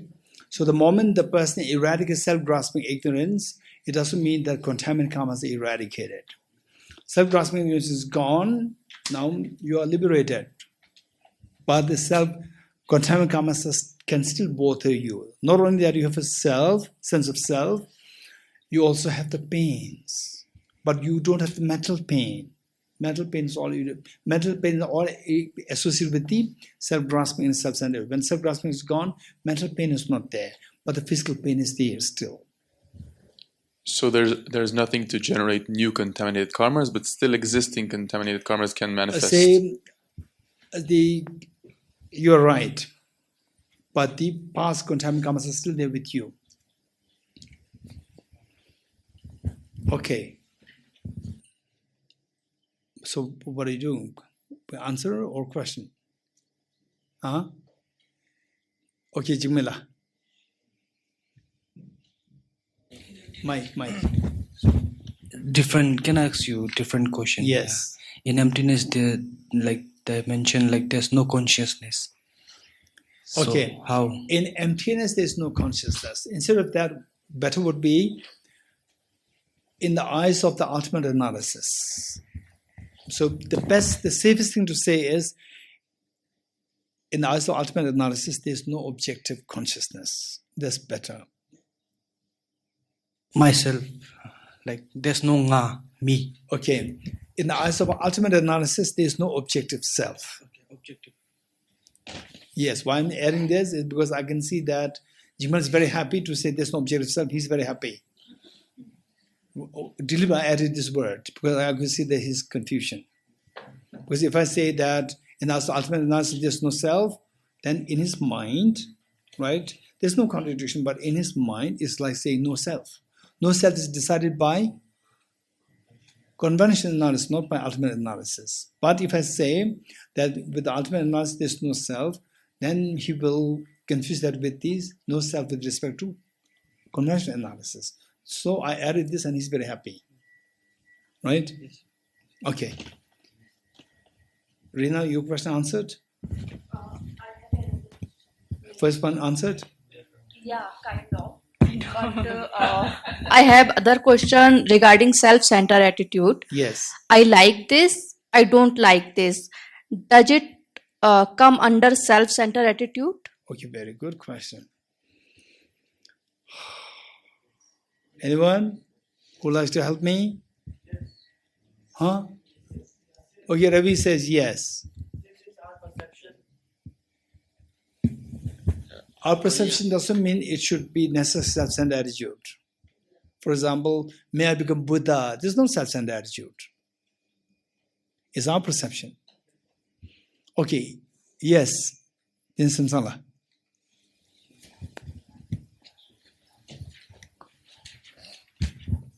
Geshe, I would say yes, it is part of self-centered attitude because in your metaphor of saying the shopping mall was self-grasping ignorance, you stated, I like this and I don't like this still exists, which is self-centered attitude.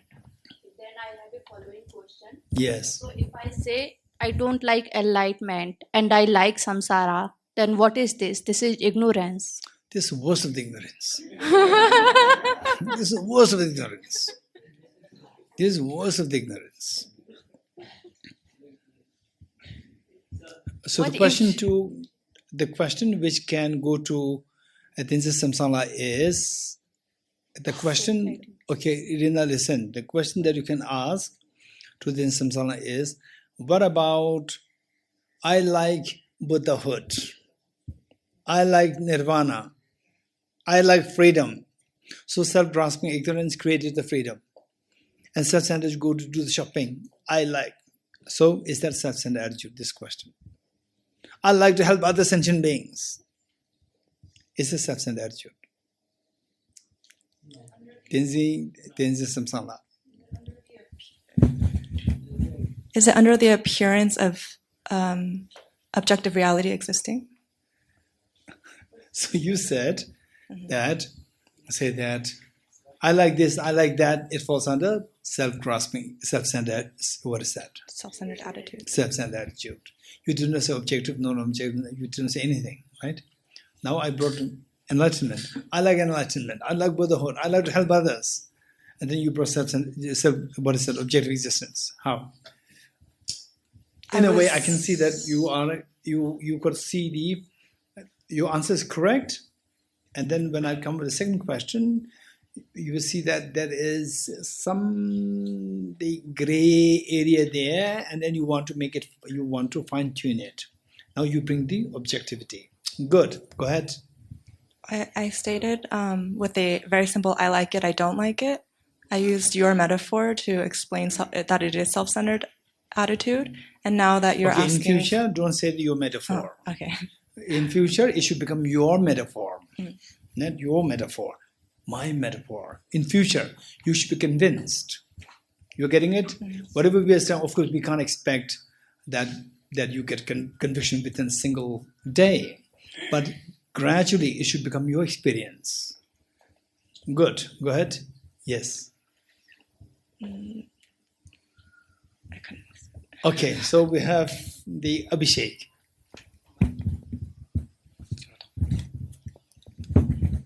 Hello, sir. So I have some different question. Yes. So, sir, during earlier session, so you were talking about fear. Yes. So, sir, for me, fear is something that makes me strong for my future struggles. And if I am fearing from something, I will be like, next time I will be very much stronger. I will be prepared for that fear. Yes. But if I started tackling fear, does my fear goes away? If yes, then how I evolve? Because if we see human evolution, so when humans scared of animals, they make weapons.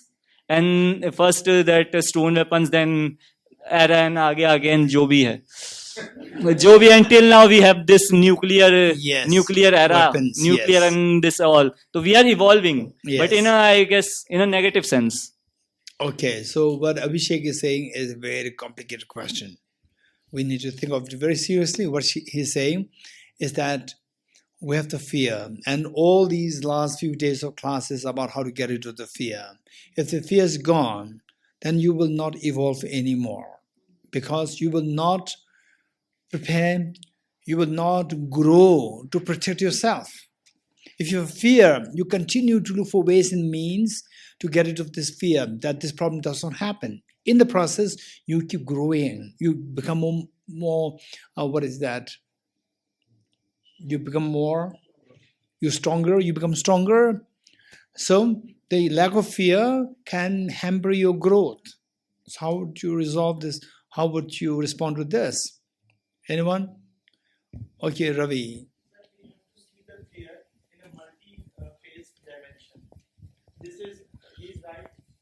One of the aspects of fear is survival skills, but since in Buddhism or in any sense, fear is not about only surviving. We have the fear of attachment, we have the fear of everything that surrounds us. So I think fear is a concept here in which we have to see in a multidimensional system. So that yes, we have fear should be removed, not removed.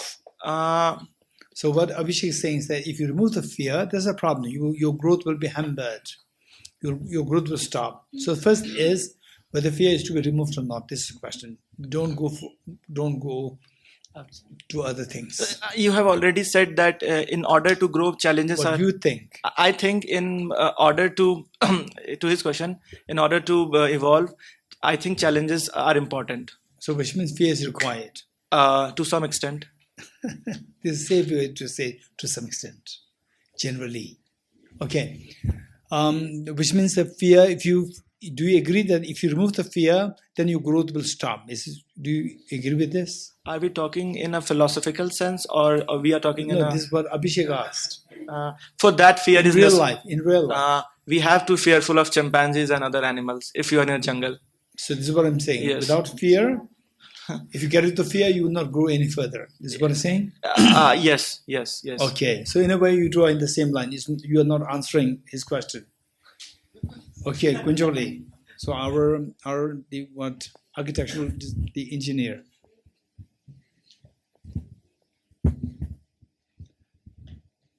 Geshe, I think we have to remove the fear, and in order to evolve, I think compassion, wanting to help others, will help us grow and develop.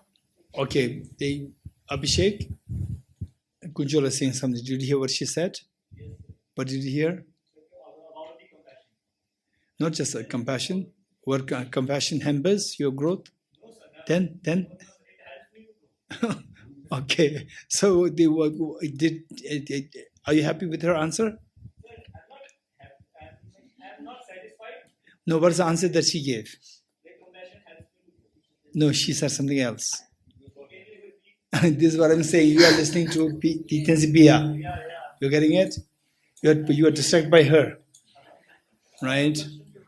Oh, no. First we have to give the answer. Then we can go. Okay. So the Kunchole, she said that we don't really require fear. With the fear, today, modern science, neuroscientists, medical scientists, they said that the fear consumes your immune system. It reduces your immunity. You're getting it? It does not help. It only harms us. Okay. Then what about growth? What about growth? If there's no fear, then you will not learn how to face the threat. You will not learn. Only with the fear, you don't want the fear. Therefore, you will learn how to stop the future threats. So what Kunjula is saying is that instead of fear, if you have the compassion for others, compassion for yourself, then this compassion will make you survive even more effectively. It will make you to grow even more effectively than the presence of the fear. Fear, to some extent, it may help you to grow, but it destroys your immunity. And then it attracts the disease very easily, and you will die before the time. Right? And untimely death can happen. So, compassion can be very effective. For example, Bodhisattvas, how they manage the universe, how they manage the world, Bodhisattvas, is just amazing. They are totally fearless. And yet, how they manage, how they grow themselves, how they help others grow, is all out of the skillful compassion. Not just compassion, skillful compassion. So Charles Darwin said that we require these emotions: attachment, aversion, and fear. Attachment for your survival, as a survival, the tool for survival, the survival of the fittest. This is what Charles Darwin said. And whereas the Buddha said the opposite, no, we don't require these emotions. These emotions only destroy you. Whereas if you have the skillful compassion, that will do everything. That will help you to grow. That will help you to survive. The real survival of the fittest is the one who is with the greatest of the compassion, skillful compassion. That will make you to survive. But you're good. Yes. Can I try to re-answer the previous question? Yeah, which question? The question was about I like it, I don't like it. Yes. Is this self-cherishing attitude? And then the next question was I like nirvana and enlightenment and Buddhahood. Is this self-cherishing attitude? Okay, wow. So the second question. Articulate question so well. Now I'm really looking for this question. This question was asked. Somebody, young men, asked this question to me almost over like 30 years ago. Okay, now I'm waiting for this answer. So did you follow the question? The question is, if I say that I like this, I like that, I like this, I like that, is that self-centered attitude or not? This is one question. If yes, I like Buddhahood, is that self-centered attitude? This question. You're getting it? Yes. I think if it was an arhat who apprehends ultimate reality, that the emptiness of objective existence, then they say I like enlightenment and I like nirvana and I like Buddhahood, then it is self-cherishing attitude. if the being who is saying this is a mundane, ordinary being who lacks the apprehension of ultimate reality, and they're saying, I like Buddhahood, I like nirvana, but they still are believing in a objectively existing self, then it can be sourced from self-cherishing attitude as well as self-grasping ignorance. But if this being is a Buddha who has completely erased all self-cherishing and self-grasping ignorance, then this statement could be supramundane and non-contaminated. Okay, so you meant to say that unless you are a Buddha, if you wish for Buddhahood, so that is self-centered attitude. Is that what you're saying? Arhats, they wish for nirvana, that is self-centered attitude. It's not affliction, but it's self-centered attitude. Is that what you're saying? No? So what are we saying? You said it? You said it or not? No, I see. I see, because self-centered attitude means the narrowness, but then actually these are statements of bodhicitta. Did you say this or not? If you do not say this, then repeat it. I heard you having said it. Arhats, when they aspire for the whatever good qualities, that is self-centered attitude. You said it. You said it not. If you do not say this, it's fine. I said it. You said it. So the bodhisattvas, when they say that, may I become Buddha for the benefit of sentient, it's a self-centered attitude. Why not? Because they are trying to eradicate self-centered attitude. So why for the arahats? Which means the arahats, whenever they said I want to help others, it's also self-centered. But you also stated, I like nirvana. Yes. And nirvana is personal liberation. Yes, so what's the problem? So personal liberation is still with a narrow scope of self-centered attitude, whereas enlightenment or Buddhahood or bodhicitta is for all sentient beings, which expands that scope, which is not self-centered attitude.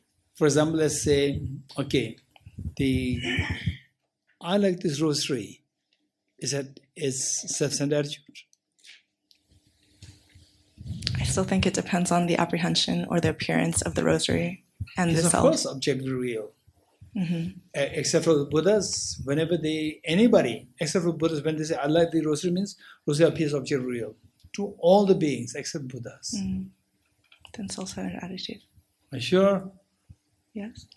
So therefore, say, you cannot have a virtuous mind.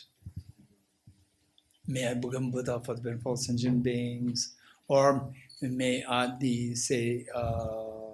say the young boys and girls, right? May I get a good job.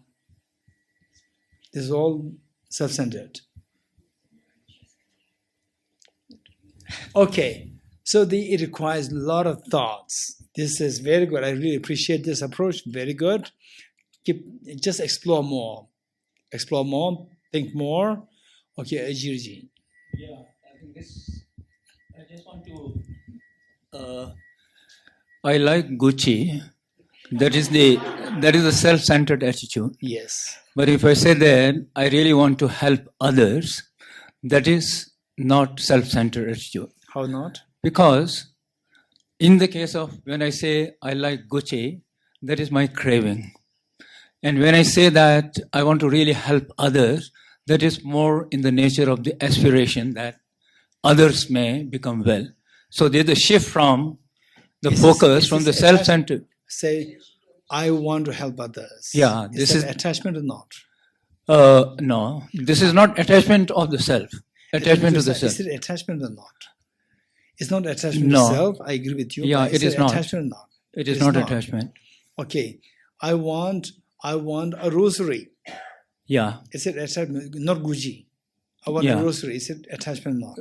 If I say that I want a rosary, then it is attachment. But if I say that I want to buy a rosary to give it, let us say, to her, that is not attachment. Because, no, I'm just giving the example. Yeah, because it is the intention. Say that I want to buy a rosary and give it to my mom. I want to buy the Gucci and give it to my brother. Yeah. That is attachment, not? That is not attachment. Okay, not attachment. No. Okay. So I don't want to give it to my neighbor, but I want to give it to my brother. Attachment not. I think then you are really twisting the word. It is just the explanation.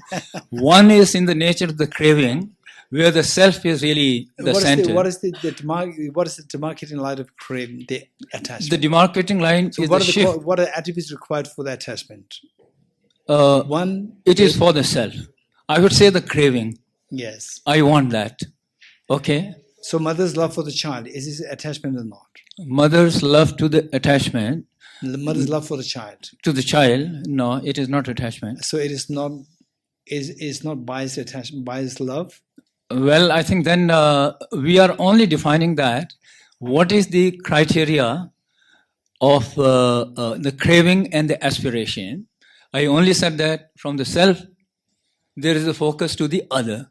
There's a kind of intention, self-centered to the other-centered. I'm doing this for others. Okay, so the example somebody gave, like for example, I think it is Samsala, who said that to give, I want to give it to my neighbor. Yeah. I want to give it to my neighbor, right? But with expectation, thank you. No, then it is self-centered attitude. There's an expectation built up in that. But I want to give it to my neighbor. Yeah, it's okay. I'll not keep it. I'll not keep it. I'll give it to my neighbor. Okay. Is that attachment? Not. It's not attachment. But there's expectation tied. No, because the first statement you said that I want to give it with the expectation. The second statement that you made is that I want to give it to the neighbor. And when the neighbor does not say thank you, I'm very sad. It's okay. Oh, this is not attachment. Yeah, I think because there is no expectation. I just want to give it. It's okay. No, so there's expectation because when the neighbor does not thank you, you feel sad. Then I think you're really making the statement. I'm only saying that I want to give it. That's all. But if you add that, then I expect that he should or she should say thank you. Yes. Then it is self-centered. It's self-centered. It is not virtue. It's a virtue, but it's a contaminated virtue. It is virtue. Yeah. It's a virtue and also self-centered attitude. How can self-centered be virtue? How can self-centered be virtue? I think a virtuous mind can be contaminated by ignorance, seeing things object real. But how can that take the form of self-centered attitude? Let's see, you said in the earlier example, okay, I want to attain Buddhahood for the benefit of all sentient beings. Now, the whole focus on that is the aspiration to become Buddha. Yes. Self will disappear and the other centered. So is that attachment or not? To me, it is not attachment. Okay, let's say I want a notebook to write something. I want a notebook. That's attachment? It is not attachment. It's not attachment. It's from I. Yeah. I want a notebook. Yeah. So the moment I say that I want, it is needed. Okay. But the moment I hold that this is my notebook, then the self is coming. So I want Gucci. Yeah. It's not attachment. It is attachment. I want a book. It's not attachment. Well, I think that is what I say, that when it is said that I want Gucci, there is a particular brand. Yeah. I'm not saying that I want the Gucci shoe, or I'm not saying I want a Gucci shoe. Yeah. So the emphasis is not on the shoe there. The need is there because I want to have the shoe because it's a Gucci. So there's a self-centeredness. All others should really know that, oh, I'm wearing the Gucci shoe. Yes. So I think there's a self-centeredness in that. Okay, I want a book. I want a book. Yeah. Self-centered. That's needed. It's not a brand. So Gucci if I'm studying in a school, you say that, okay, let's say you said that, okay, this book of Tubzin Jimpa is really required. It's needed. I buy that. I don't think it's an attachment because it's needed for my course. So there's no attachment. Huh? Okay. Yeah. What's the difference? Want is, sorry to interrupt. I'm so sorry to interrupt. I think, I think what Ajitla is trying to say is there's a basic difference between want and need. Want is something like out of greed. Even if you have a book, I still want more is out of greed. I want Buddhahood is greed. No, not that. No. I'm talking about This the is not material want. stuff. I want Buddhahood. This is not want. No, I'm just trying to No, it doesn't matter. explain. I'm just trying to add So on you said difference between the want and need. Like And we can need you made the shoes, difference. we can you need made books. the difference, yeah? You made the difference. I heard what you said, if I'm not wrong. Yes. So you said that want is Out of greed, it out can of be. greed, and need It's something basic is necessity. okay. Yeah. So if you say want, it is greed. I want to help all sentient beings. It's greed. That I don't understand, Kishal. I don't want to. I But think this it depends on intention. Okay, maybe the last one here. Tenzin Shila. I think, thank you, Geshe. The desire may I become a Buddha to benefit all sentient beings is the only valid desire because it purifies itself. So it is desire or not? Yeah. It is a desire. It's purified already because it is desire. it's out of. It is a desire. It helps to purify the negativities. Mm-hmm. Is what I'm saying? Say it again. It's the desire. It purifies itself because it's out of. Oh, that's interesting. It is a desire. It's which the only purifies valid itself. desire. Or when you say, I want this book for the benefit of all Dharma sentient beings, no, So dedicate the. It removes the desire. This is a desire which removes the It purifies. desire. If you do It's it, a desire which purifies the desire. Yeah. Wow, that's interesting. Wow. So at one point, then the desire to become Buddha diminishes.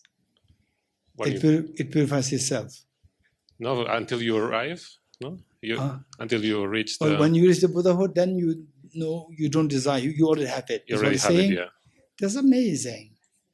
So every action, if it's for the benefit of all sentient beings, Yes. it may don't have this self-centered attitude. Okay. So I want to help sentient beings. Yeah. I desire to help sentient beings. Yeah. Will it purify itself when you become Buddha? You desire to help sentient beings, Yes. but you need to become. When you become Buddha, you continue to help sentient beings. It's not that okay, now I become Buddha, I'm resting. No. You can help. Yeah. So the desire to help the sentient beings continue, even if not become Because Buddha. when you become Buddha, it's implicit to help all the sentient beings, no? So when you become Buddha, you don't have the desire to help others. It happens spontaneously. Yeah. Amazing, wonderful. Okay, that's interesting. Okay, over there, Manla. Want to answer a question? Yeah, I'm trying to sort of make sense of all the discussion, and I'd like to make an answer.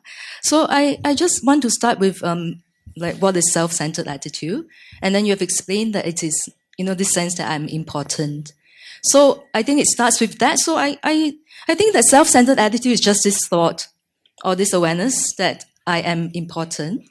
But in this case of a gross self-centered attitude, there's actually the self-grasping ignorance coming in that then enables me to say that I'm an independent self here, and then there's this independent others.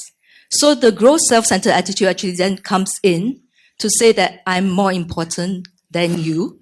And because of that, then my needs, come before yours, and what I identify as good, I must get. And that led to all the gross afflictions from arising and all the contaminated karmas being created. So then in that case, just simply saying I like this or I like that, per se is not a self-centered attitude. Okay, I like Gucci is not a self-centered attitude. Per se, yeah. It's just a mind that likes Gucci. Okay, I like to relish cheesecake is not an issue. Well, it's not attachment. No, so if I like cheesecake, but the basis of my liking is seeing this cheesecake as so fantastically good, and then this attachment arises with respect to seeing this as objectively real and objectively tasty, then that is my gross self-centered attitude acting for me to want to be attached and get the cheesecake. Okay, so I like cheesecake. I don't like the ordinary the cakes. This attachment not. Yeah, this is attachment. I like cheesecake. This attachment. I think it really depends on what's behind that I like cheesecake statement. I like cheesecake. Is it necessarily attachment or not? Not necessarily Not attachment. necessary. Yeah, it's I an like- affinity just for cheesecake. Yes. Yes. Say, I like Gucci shoes. Necessary attachment not. Not necessarily attachment. Not necessarily. I like to be in samsara. Necessary, not necessary. Attachment. Yes. I think it's an erroneous mind. It is erroneous mind, but I think it is not a self-centered attitude per se. That's what I would like to Okay, what say. makes the person to say like the cheesecake? So I think for an ordinary person, it will be really seeing that is extra tasty there, objectively real and tasty there. And from that, they will say, I want to get it. Yeah, okay, then you can say the attachment arises and I get the cheesecake. Yeah. Okay, I want the nice taste. Attachment, not attachment. Attachment. Why? I like cheesecake, it's not attachment. I like nice the taste is attachment. Why? So I changed my mind. I like cheesecake is also attachment. So Okay. I like the Gucci nice taste is also I like attachment. Gucci is also a problem. Yes. I like Gucci is a problem. Not problem. I mean it's an attachment. It's attachment. Yes. I like Deer Park is attachment. Mm.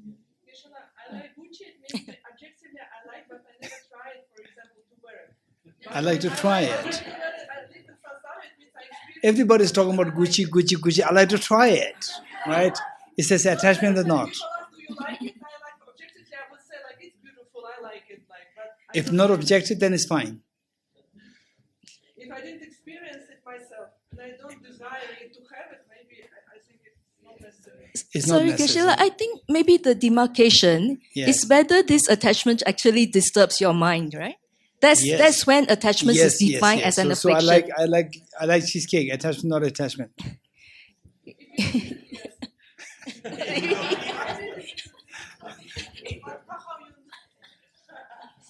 Okay, Divishangla, yes. I think the question somehow has changed from whether I like cheesecake is self-centered attitude to I like cheesecake is attachment. Attachment. Oh, that's attachment. Yeah, it's attachment, but I don't. Attachment necessarily should have this self-centered attitude. Yes, it's self-centered not, attitude. Yeah, whether sorry. it is self-centered or not, that's a different story. It must involve self-centered attitude. Is it attachment or not? It is attachment, but I They just say I like cheesecake. yes, it's attachment. I want cheesecake. Self-centered attitude or not? It is not self-centered centered Is it attitude, but attachment self-centered or- is it attitude is attachment or involved. not? It is. It is. Okay. I like food. Attachment not.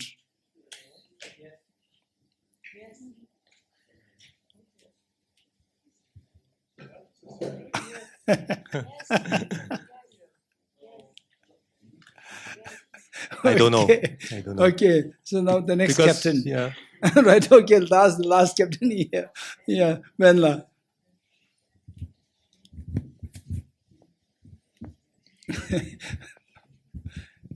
Venla is thinking how to now shield. I have a good shield, Geshe. Yes. I think. So what demarcates between attachment and non-attachment is whether or not there is involuntary pull towards the object. So, for example, with the cheesecake, even if I'm diabetic and I know that the cheesecake is so bad for me, then the moment the cheesecake is there, I'm automatically pulled towards it, no volition. But with the attaining Buddhahood for the benefit of all sentient beings, then I need to put so much effort into cultivating this kind of aspiration. And then even when it comes spontaneously, still I would choose it every time. So it is not involuntary, it's totally voluntary. Therefore, the attachment to the I want cheesecake is mostly... Did you all get what Tenzin Sela said? You're happy? You're happy with the answer that he gave? Huh? Okay, my question to you. I like cheesecake. Is attachment or not?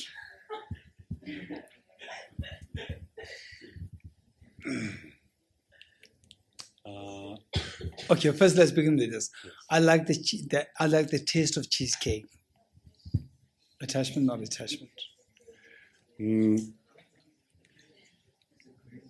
It is attachment, yes. Okay, so now I move from the taste of cheesecake to cheesecake. I like cheesecake. Attachment, not attachment. Remember that first you always say you are affirmative. But the first, I like the taste of cheesecake, this attachment. Now I like cheesecake, attachment, not attachment. Okay, we stop here. Okay, we stop here. Teata Om Gate Gate Paragate Parasam Gate Bodhiswatyata Om Gate Gate Paragate Parasam Gate Bodhiswatyata Om Gate Gate Paragate Parasam Gate Bodhiswaha. Oh, we forgot we have the Geshe here. Geshe, what's the answer?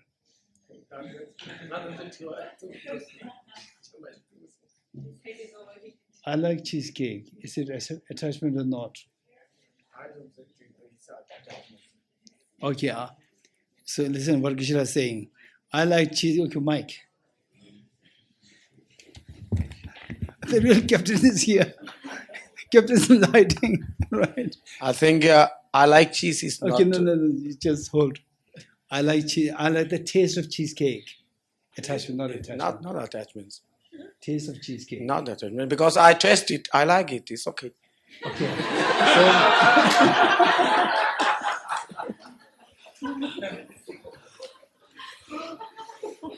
Okay.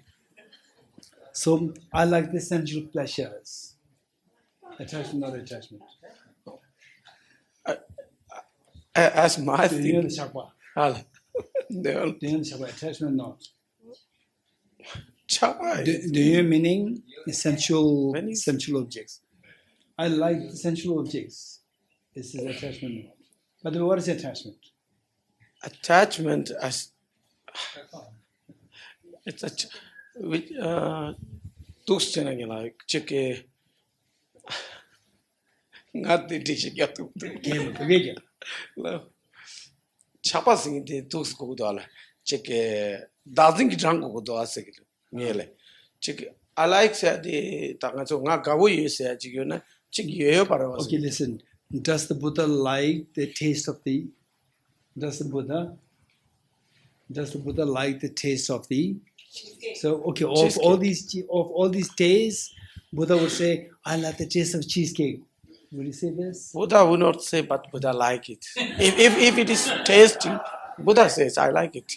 Okay, keep in mind that for Buddha, any taste is a divine taste. Don't forget it. You're getting it? For Buddha, any taste is a divine taste. We are the ones who see the distinction. You're getting it? The taste of cheesecake is, I like it. The taste of this, I don't like it. You're getting it? For Buddha, every taste is divine taste. Don't forget it. Okay. So the same driven by the self-centered attitude, as you said, self-grasping ignorance. Then when you say, I like the cheesecake, is this attachment? It's attachment because... is it or not? Is it? Okay, so how would you classify attachment? Something where you express this affection or affinity with Dangzi. Dangzi, Dangzi, Pena Karsana, Chapa, you did some Digi, Devudi, do it, or she go to. So, okay, so what he's saying, is that attachment, the result should necessarily be destructive. So to decide whether it is attachment or not, you have to wait till the result comes. Is it? So say, for example, say somebody is so attached to the money, and the consequence, it may happen in the next life. So you have to wait till to say this attachment or not, we have to wait next life. You cannot decide right away.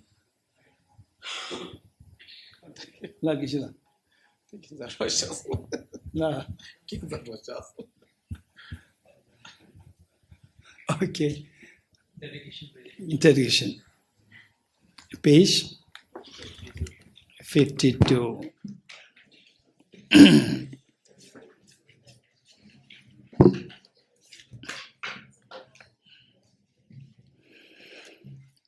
I dedicate the matters thus gathered towards the realization that is in the prayers of Buddhas and Bodhisattvas of 3 times, and to the upholding of the doctrine, scripture, and insight.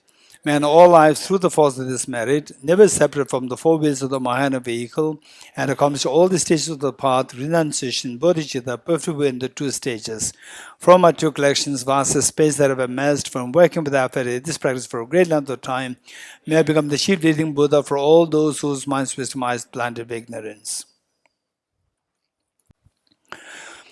Okay, so that's what we discuss. Many of you may think that is so just they say all the discussions, they become so distracted here and there. Don't worry too much about it. Why? Because these discussions, you may not get any conclusive answer at the moment. You don't worry. I think what is required is that our mind should become sharper and sharper and sharper. Only when your mind is sharp, then you'll be able to see the nuances. You're getting it?